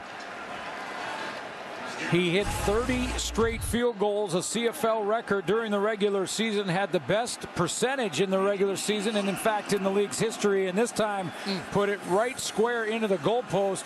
The other end, Justin Pilardi in that first half, remember his, that bounced off the goalpost and went in. Inches. Did he call that? I'm going to call your bank shots. Second and 5. Look into Edwards. Terrence Edwards going to be stopped short of the first down. There's Anton McKenzie in the middle of it again. Had to get beyond the 35, and now Paul LaPolice is down there to survey. Big. Measurement. We get a measurement. Paul LaPolice, as you heard, wants a measurement for a couple of reasons. Wants to know exactly how far he's got to go. Also buys him some time here to make a decision on a play call if he wants. Now it looks like they're sending out the punt team. It's got to be a yard or less. And he always goes under a yard, but this is just a little outside the 1 yard.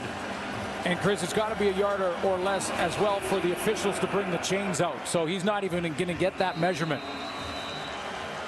And a difference maker so far for the Lions, and the reason they're ahead, the guy who's getting ready to return this kick, and Tim Brown.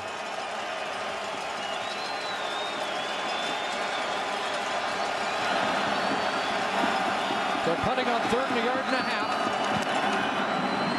Borum, another short kick. Tim Brown is brought down quickly. Let's go to the sidelines. Here again is Sarah. It's a quick injury update for you. In the first half, we saw Brian Turner, Bombers defensive tackle, have to leave the game.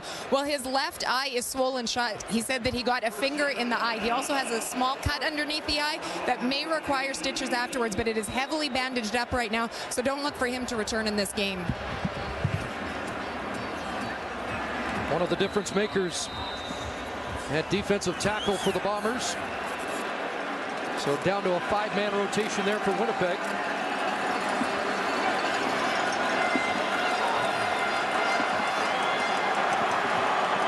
Double tight ends for the Lions as they start at their 53.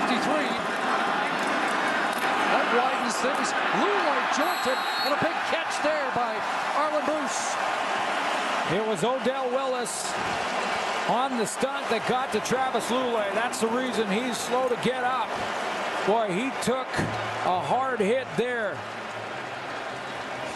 He paid the price all right. Full retail on this. Watch Odell Willis get home, and Travis Lulay hang in there for that extra second. Inside move and right in the chest. At the other end, Arlen Bruce takes a hit as well, and he fights this one off and hangs on.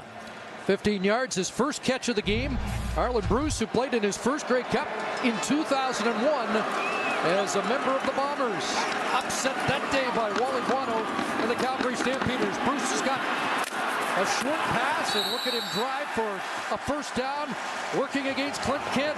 That last play, Chris, Odell Willis made an inside move. He's got to be starting to get frustrated on that D-line. Ben Archibald is locking him down pretty well throughout this game, but there's lots of football to be played, and now it looks like Odell Willis starting to get a game plan. On that last play, Ben Archibald's going to keep Odell Willis wide as they play action and go the opposite direction.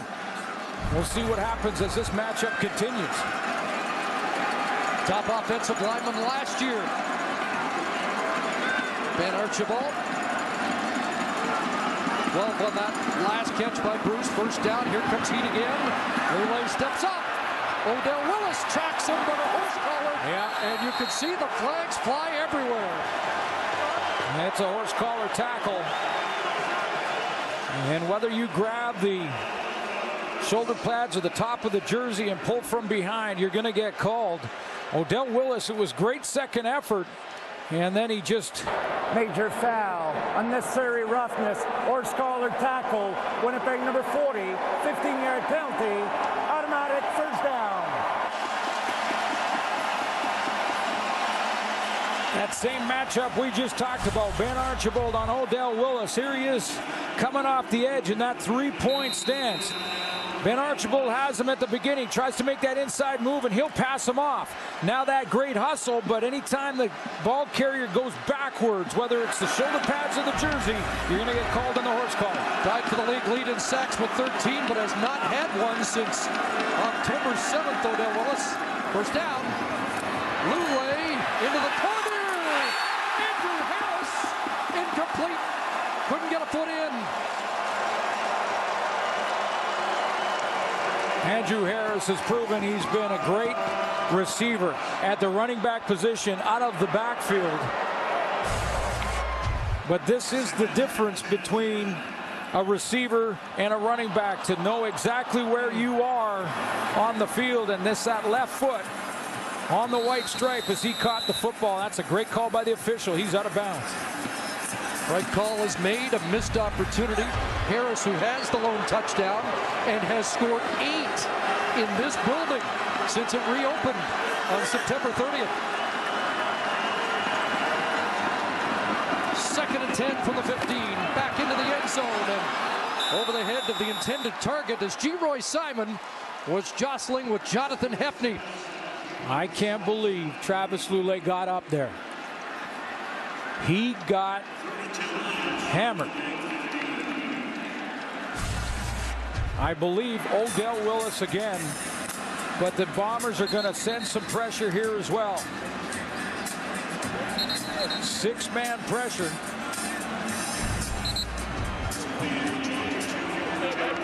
Merrill Johnson up there from the linebacking core. That's a couple of big hits that Travis Lulay took in that series. So in their last 3 visits to the red zone, Lions settling for field goal attempts. McCallum from 22. He's good, and it's an 8-point BC lead.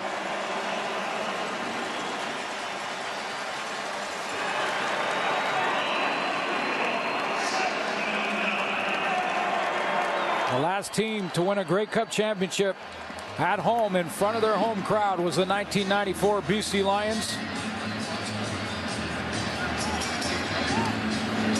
But this is the Bomber formula.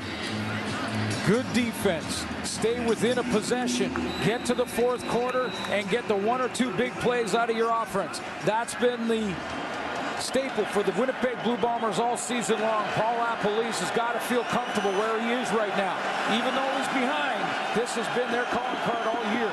You're right.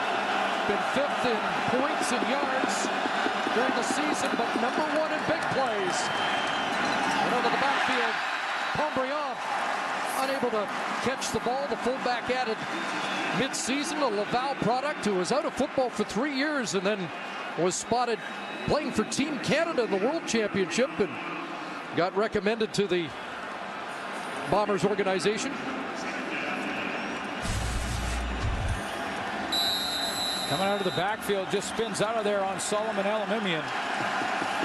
Has a chance for about a 5-yard gain on first down, and he just fights the football there. There we go. Quickly, incomplete from behind Corey Watson as the blitz was coming. And Buck Pierce felt it. So 3 2-and-outs in a row as Brian Turner continues to get attention for that injured eye. And it doesn't look like we will see him back at all in this game. They do have Jason Vega in the lineup and Rodney Fritz, who had the Big East final. Well, Jamie Borum has struggled today. And Tim Brown awaits, trying to provide good field position for the Lions.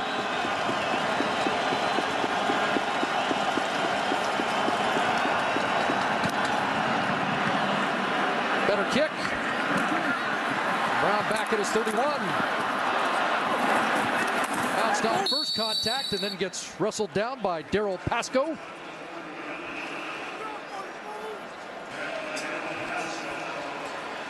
Boy, that last series, Travis Lulay took some big hits. It looks like Odell Willis is getting a little frustrated and turning it up a little bit of a notch. He's been there a couple of times. Not on that play. That was Clint Kent. But he's had a couple. There's Jason Vega. Vega again off the edge. And that last series a couple times, and there's Odell Willis, who's been basically shut down in the first half by Ben Archibald. But since then, Travis Lulay has taken 9 hits, 9 hurries. That's what this formula has been. That's Bomber defense.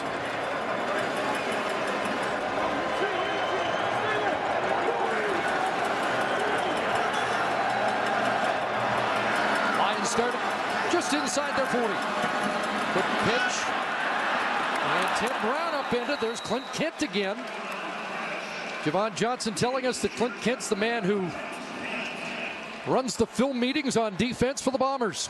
Big tackle there. Ben Archibald in the first half. Let me show you what he did to Odell Willis. It was a great matchup in the first half, won by the veteran left tackle. Kept Odell Willis high and wide, allowing Travis Lulay to step up in the pocket. If he tried that inside move, he cut him down. He kept him wide and outside again, and then opened up the run lane on Odell Willis. In the second half, Odell Willis trying to make a little bit of noise here. And Willis jumps. Yes, he did.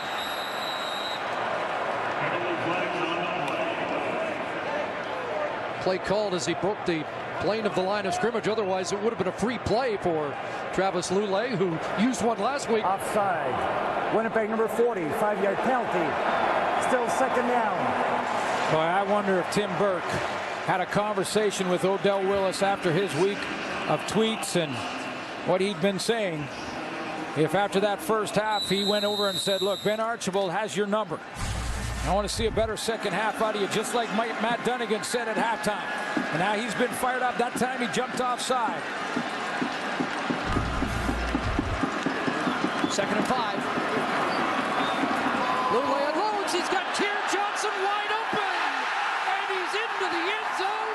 Touchdown.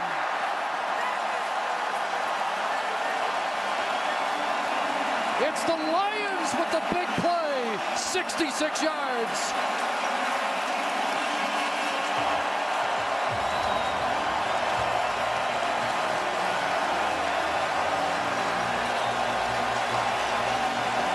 Plenty of time to throw for Travis Lulay. He's taken some hits. We counted 9, but he gets the protection he needs to go deep, and you need a couple extra steamboats here. He gets it, puts it up over the top to Kier Johnson. Jonathan Hefney hurt in the first half. He missed a couple of plays. Not sure what the injury is at this point. He's trying to gut it out, but he gets in behind Jonathan Hefney there. First CFL touchdown. There's a souvenir he'll keep. McCallum, the extra point. And Andrew Harris run for a touchdown in the first quarter, and then Winnipeg's defense got stingy until that big 66-yarder to Kier Johnson. Wally Buono loves his speed. He showed it there. Well, that 66-yard play enhances the stats and the Lion lead through 3 quarters. For that beginning of that quarter, Chris, you saw the Bombers sort of playing their style of football, playing some great defense, and that last play, Kier Johnson gets in behind Jonathan Hefney. And now we're seeing a little bit of what the Lions have done in the back half of the year. A team that's averaged 35.6 points per game in their games here at BC Place since they moved back. We were anticipating that sooner or later we'd see the big play from Winnipeg. Now we need to see a big play from Winnipeg. Kier Johnson celebrates his first touchdown in the Canadian Football League, and that is the first touchdown pass thrown by Lule against the Bomber defense this year. Dion Beasley. Oh, he's nailed. Big hit. Rolly. Lumbala unloads.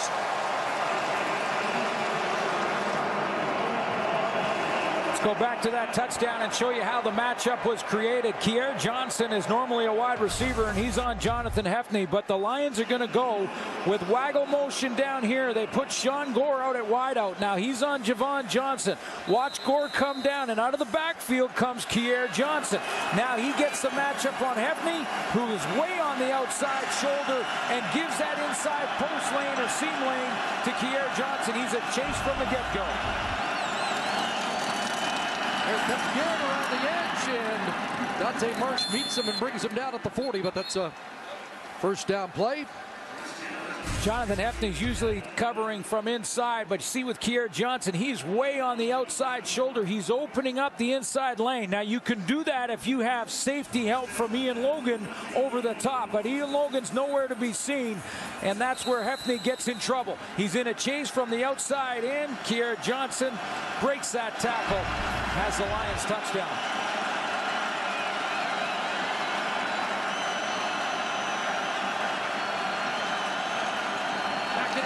Garrett. Brent Johnson will wrestle him down at the 45. 5 more for Garrett.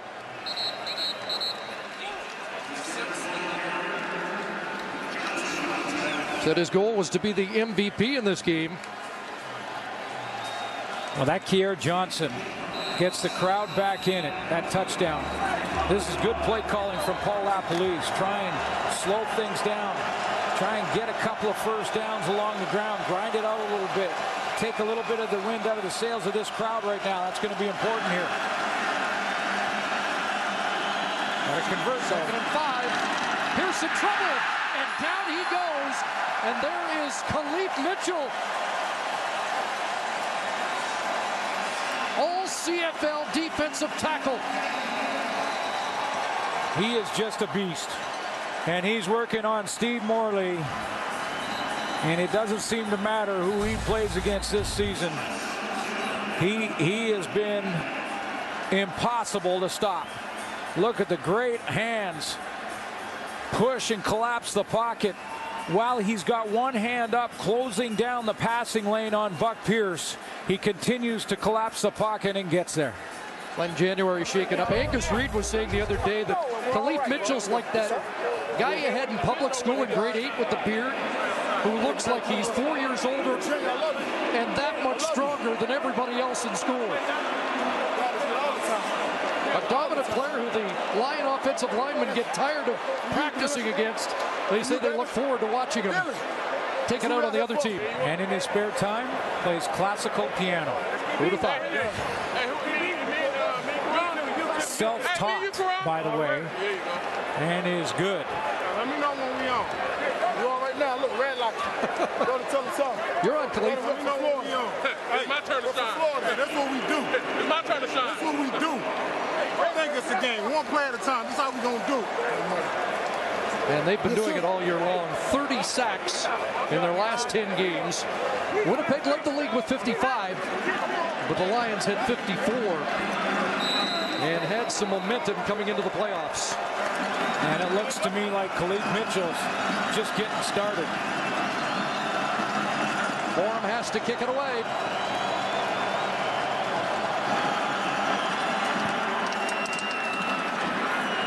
Good boot. Tim Brown back inside his 25. And James Green is on the scene with the special teams tackle. Love the chess match. Absolutely. That's Mike Benavides at his best. Lions going for a knockout drive. Oh! Odell Willis, and he dropped the ball. Oh, it's a possible game-changing play, but Odell Willis couldn't hold on.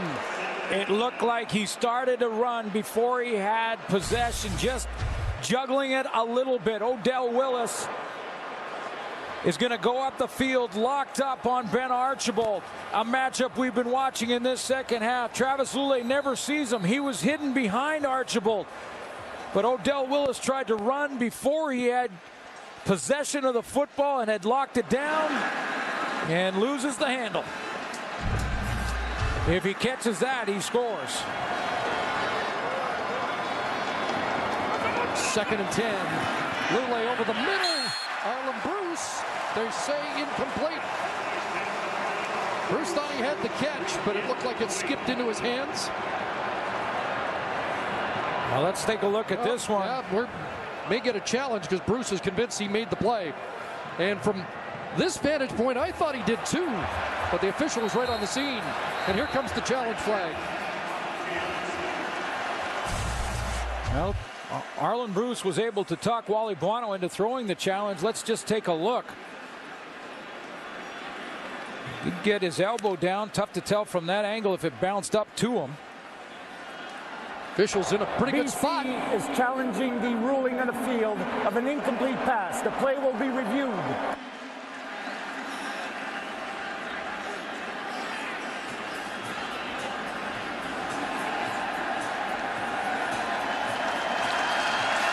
Looks like the veteran receiver with those strong hands you talked about.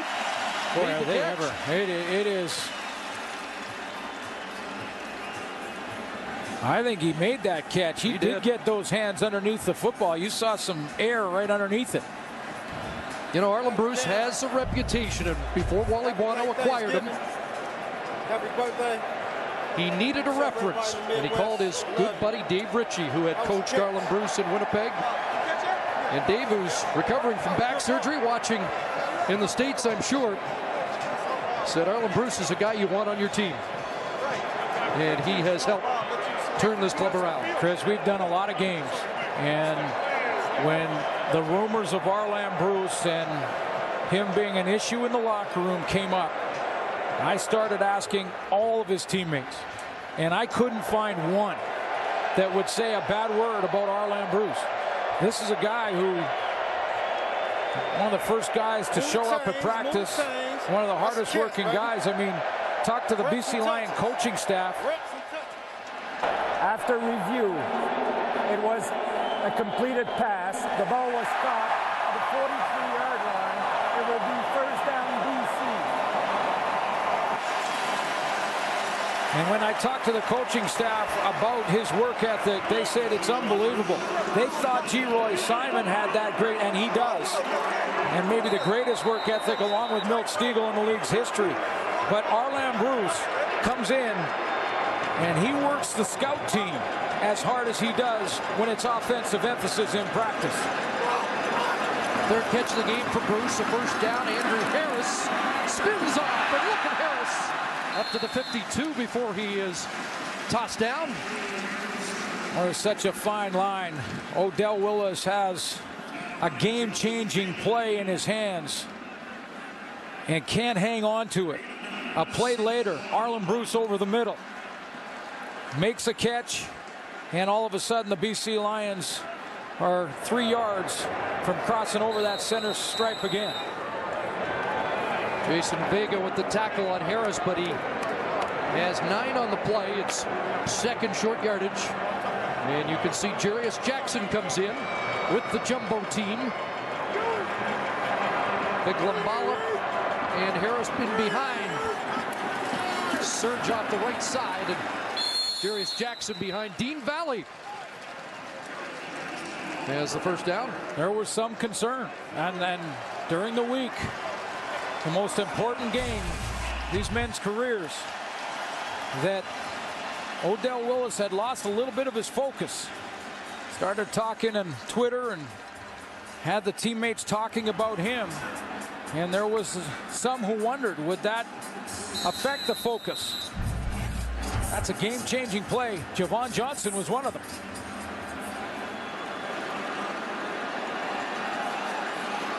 Still a 15-point lead. Would have been down to 8. And the momentum that would have gone with the play. There's Lule throwing the out. Simon goes up to get it, and Beasley takes him down quickly. Simon into Bomber territory. Mentioned that G-Roy Simon, Arlen Bruce, former Bombers, they missed being together with Miltsteagle by 1 year. Wouldn't have that been something to see those three together in the same offense? Well, I'll tell you one thing. Travis Lule has loved seeing 2/3 of it with Arlen Bruce and G-Roy Simon this season, especially in the back half. Arlen Bruce, a big reason for the turnaround in BC. 2nd and 4. Lule guns. Arlen Bruce got another. Down to the 25. Super the tackle. But Arlen's on a roll. They worked the corner route in the first half. There'd be G-Roy Simon or Arlen Bruce running that 45-degree angle cut to the sideline. And you can see Alex Suber, who's been in one-on-one a bunch with Bruce throughout this game, play that outside shoulder, playing for that corner route. So what does Arlen Bruce and Jacques Chapdelaine do? They say, well, if you're going to play hard on the outside shoulder, we're going to run that dig route. That's exactly what Bruce runs there. Travis Lule goes over 300 in the game with that 25-yard completion to Bruce. Andrew Harris behind Dean Valley. And down around the 15-yard line before Pierre-Luc Labbé makes the tackle. In fairness to Alex Suber, he has seen this route a ton in the first half. So what does Arlen Bruce do? He changes it up. As soon as number 21 will play that outside edge, now he goes to this dig route. And there's nothing that Suber can do with it about it, especially with Ian Logan playing that far off the line of scrimmage. G-Roy Simon on that seam route was keeping Ian Logan back there.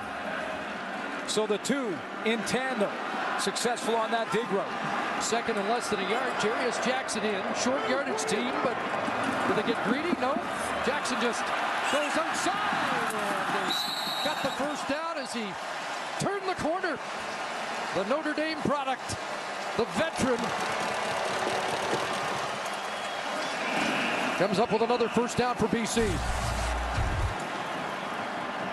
You have to have confidence in short yardage to be able to do this, because the moment you take the ball laterally or off the line of scrimmage and retreat to find a hole, if there's any type of penetration, it's over. Jarius Jackson's been one of the best at running that short yardage play all year long. 9th play of the drive. It's 1st and goal from the 6. Lule looking for a knockout punch. Looks into the end zone. Touchdown, Arlen Bruce.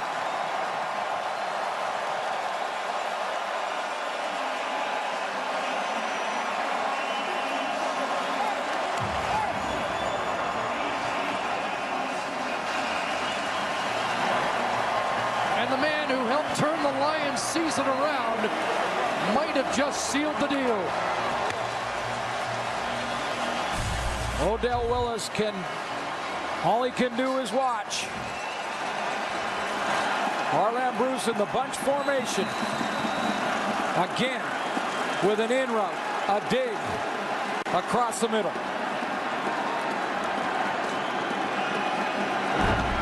Second Grey Cup touchdown for Bruce. A Grey Cup winner with the Argos in 2004. McCallum, the extra point. 9 plays, 82 yards, and a dagger from the former Bomber. What a drive for Arland Bruce. Started with that catch that got upheld on the challenge. Winnipeg football at their 35 when we come back. Do you think the Governor General of Canada from 04 to 11, Lord Earl Grey, when he donated that trophy, knew what he started? Pierce needs some big plays. Looking for Keto Popla for the first time today, incomplete. Dion Beasley is going to get locked up on Arland Bruce here on this touchdown in a bunch formation. There's Bruce, and you're going to see Beasley right up on the line of scrimmage. He ends up getting on him. Now he fights to get back outside. That's right when Arland Bruce cuts underneath. He's got lots of room because there's no safety. And watch at the top of your screen, Ben Archibald on Odell Willis that had the game-changing play in his hands. He washes him down inside to give Lule just enough time to throw. 2nd and 10. Over the middle, it's complete. Paul Watson, first down. Tripped up at the 45-yard line. Remember Ryan Thelwell telling me how energized the bench gets when the Mounties bring the cup in with about 5 or 6 minutes to go. In that break, with the cup arriving, the BC Lions were dancing to the music. They can taste it, they can feel it. First down, but Pierce up top looking for Denmark. And it's incomplete. Again, Dante Marsh patrolling that sideline. I'd like to congratulate Scott Ackles and the Grey Cup Festival Committee. A great week here in Vancouver. The colors of the Canadian Football League on display. And everybody has a good time every year at the Grey Cup, and this one wasn't any different.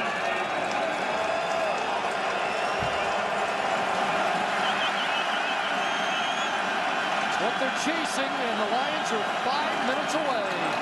2nd down, a punt, and Pierce is going to get tossed down to Ron Williams. 3-down football for Winnipeg. Paul LaPolice will obviously leave the offense out there.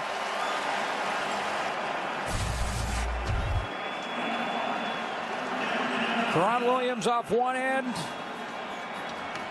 He flushes Buck Pierce up the middle and then catches him from behind.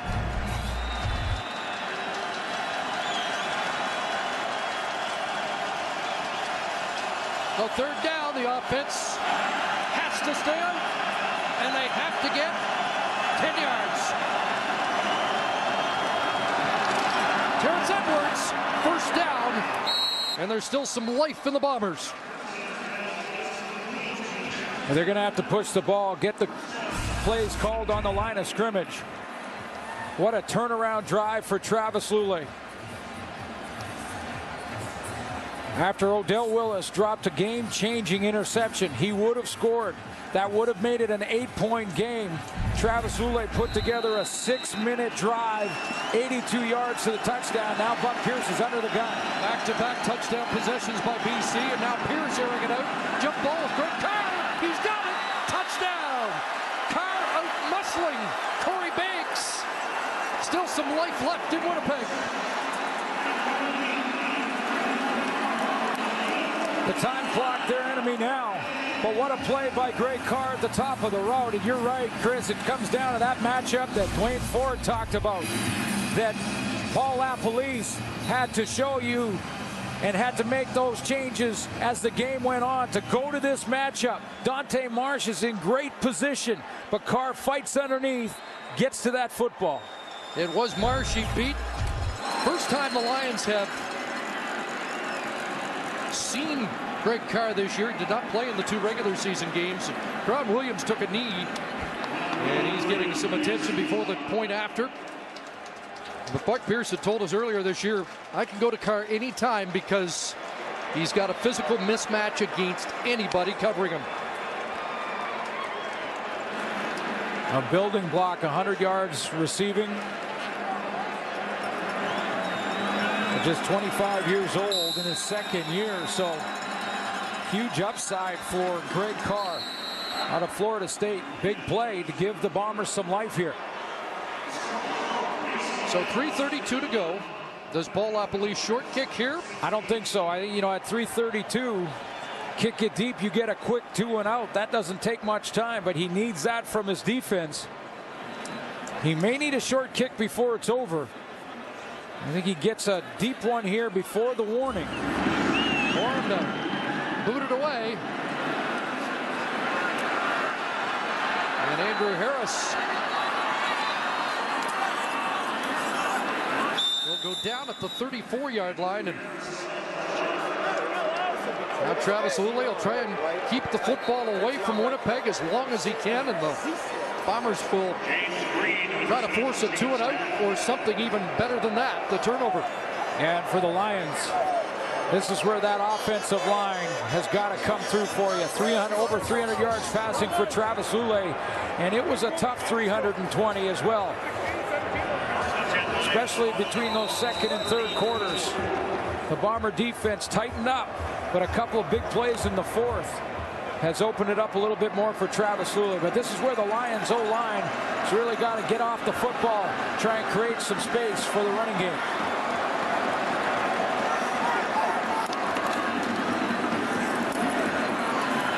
Tim Brown into the game. Short yardage there, maybe a 1 on the play. They give the 3-minute warning to the benches here. Couple of BC touchdowns in the 2nd half. One late one by Winnipeg as they try to get back in it. Prime Minister Stephen Harper watching along with the hero of the '94 Grey Cup, Louis Passaglia. 17 years ago. Here Doug Brown in pursuit. Lulay goes down. So the Bombers get the 2 and out they need, and they get the ball back here with just over 2.5 minutes left. Javon Johnson. Can he help stoke the comeback? McCallum. And Johnson at his 35. Gets a block. Gets the corner. Across midfield. And Paul McCallum slowed him up. And then flags fly at the end of it. Anton McKenzie, so Javon Johnson keeps Bomber hopes alive with a huge return. 47-yard return and a face mask penalty. And rookie Nick Fitzgibbon with a big block. Face mask. BC number 4. Half the distance to goal. First down. So the face mask on McCallum. Don't go away yet, folks. The wide field return by Javon Johnson. He's got to get to the corner. He's trying to get to the wall. And he gets there with a couple of key blocks down the field. And a face mask at the end, and the Bombers are in the red zone.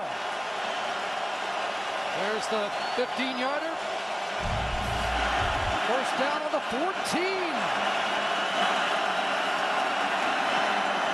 Buck looks for Terrence Edwards and overthrows him by a step with Corey Banks in coverage.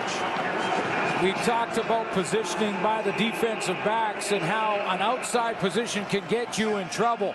Corey Banks knows he can play the outside right here on Terrence Edwards because he's got J.R. LaRose sitting in the middle. So he'll take away that outside corner. That forces Edwards to flatten out a little too sharp, and the ball over and outside high and wide. 5 receivers to the wide side. Garrett sets up short side. Buck Pierce, quarterback draw, and now everywhere. A big hit. And it's Anton McKenzie, and what a brilliant game he has turned in one of the more underrated veterans in the Canadian Football League. You know, but he finished strong, Chris, the regular season. Anton McKenzie had 32 tackles in the last 6 games and a sack. And he's playing the best game of his career in this Grey Cup championship. On the third down, and it all comes down to this. Terrence Edwards, touchdown! Terrence Edwards for the touchdown. No flag, and from here it looked like he might have been a stride across the line of scrimmage before that snap of the ball. Take another look. Big-time players make the biggest plays in the biggest games, and this one, it just doesn't get any bigger. What a catch in behind him, and breaks the plane. Terrence Edwards before losing possession of the football. So a third down conversion. The previous play is under review, Which the league does now. The coaches are no longer in control of the reviews. And they'll take a look to make sure that Edwards did in fact cross the plane of the goal line in possession of the football before he lost possession. Had it there. Turned. Does the ball cross the plane? Right there. Not much doubt about it. No question. But they do review all of these plays that are close. No, you have to. Game. Yeah, you have to take a look at it. after review, the ruling of the field is confirmed. It is a touchdown for Winnipeg. Well, how about this? I thought he was offside, and I did look for flags. Let's take a look at that quick jump by Terrence Edwards.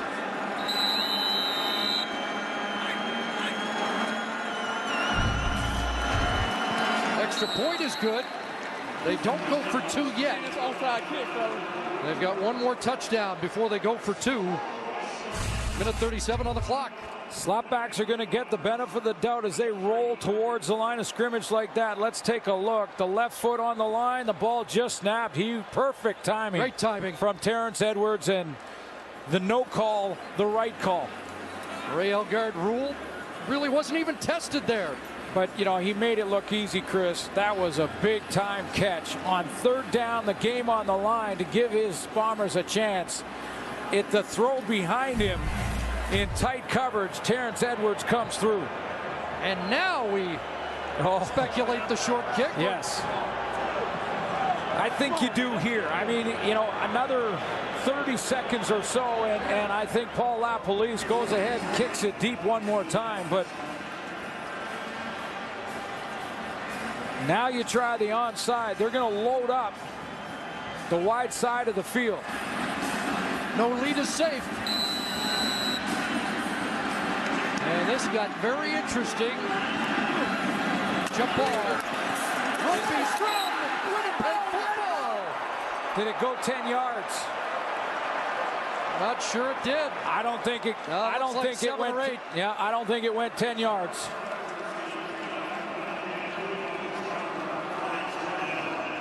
Teed on the 35, had to get to the 45, and that possession was a couple of yards short. Illegal kickoff. Winnipeg. The ball did not travel 10 yards. BC elected to take the ball where it was first touched. First down, BC.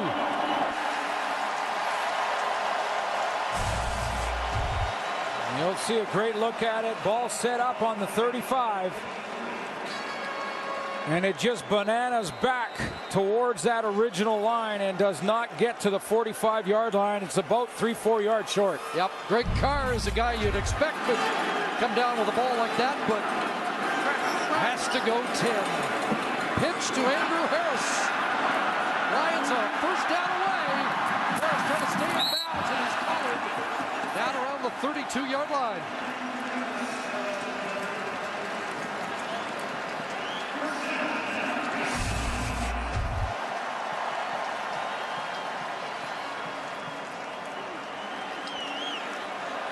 Watch Big Ben Archibald coming around the edge, getting some interference out front.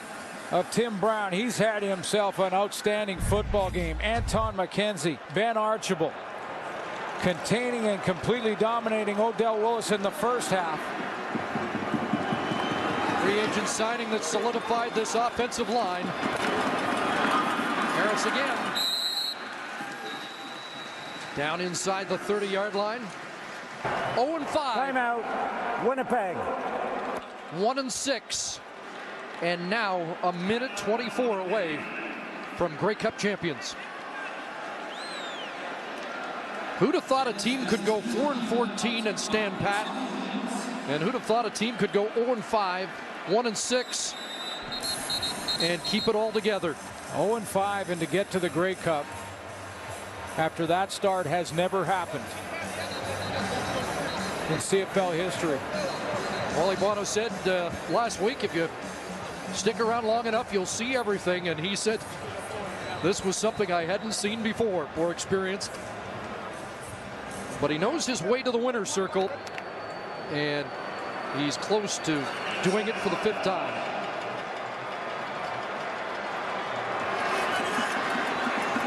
Second down, Johnson in motion. And they just get it into the middle here for Paul McCallum to make it a 2-score game. 8-point lead right now, and if McCallum does what he's done all year, the Bombers are likely going to run out of time.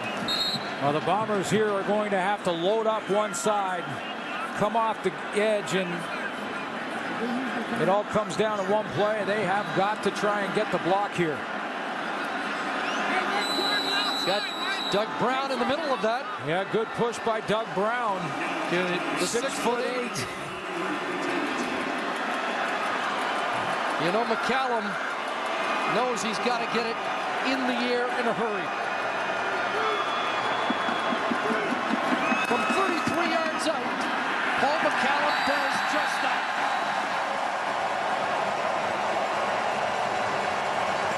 Special team player of the year.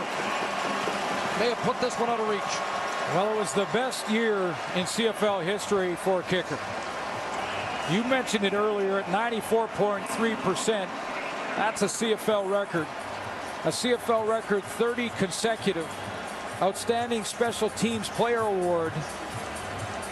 And he has gone through some challenges in his career.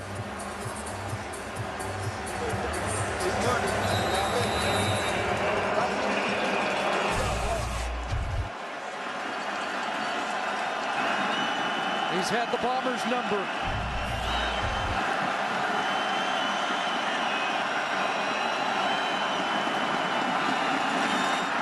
Back in trouble. There's Garrett across the 40 up to the 42-yard line. 50 seconds to go.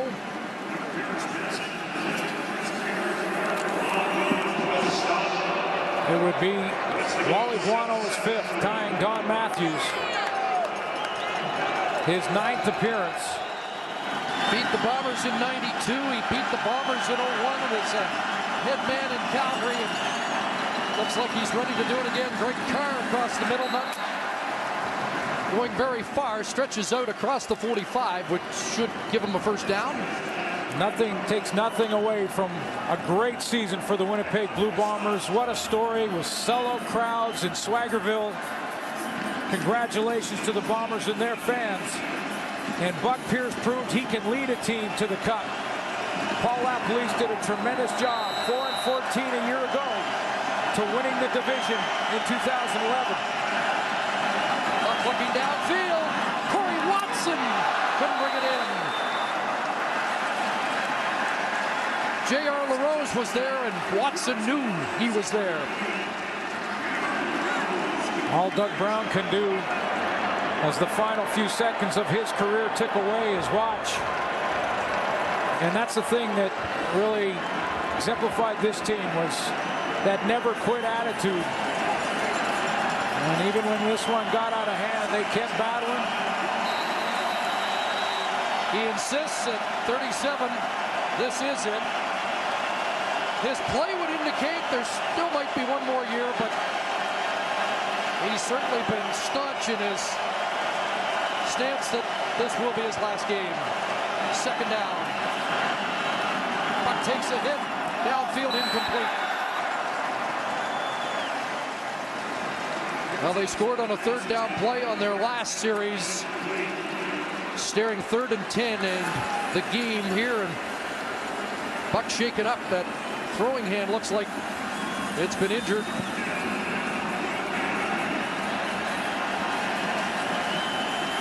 Former BC Lion missed just 2 games this season and was the starter for all 10 wins. Proved he can get a team here. They like Alex Brink behind him. The future is bright for Winnipeg. Lots gasp. Pierce. And it's caught. And they're still alive here as Terrence Edwards makes the catch. I talked to Brent Johnson throughout the work week, throughout Grey Cup week, about whether or not it would be a career for him. 5-time All-CFL star in the Canadian Football League said he's going to think about it in the offseason. He's got to talk to the coaching staff. Maybe there's a chance. I hope he's back. Clock running. This might be it. It might be over as Pierce unloads. And J.R. Malone breaks it up. Nothing left on the clock. And the BC Lions have brought it home. They're the 2011 Grey Cup champions.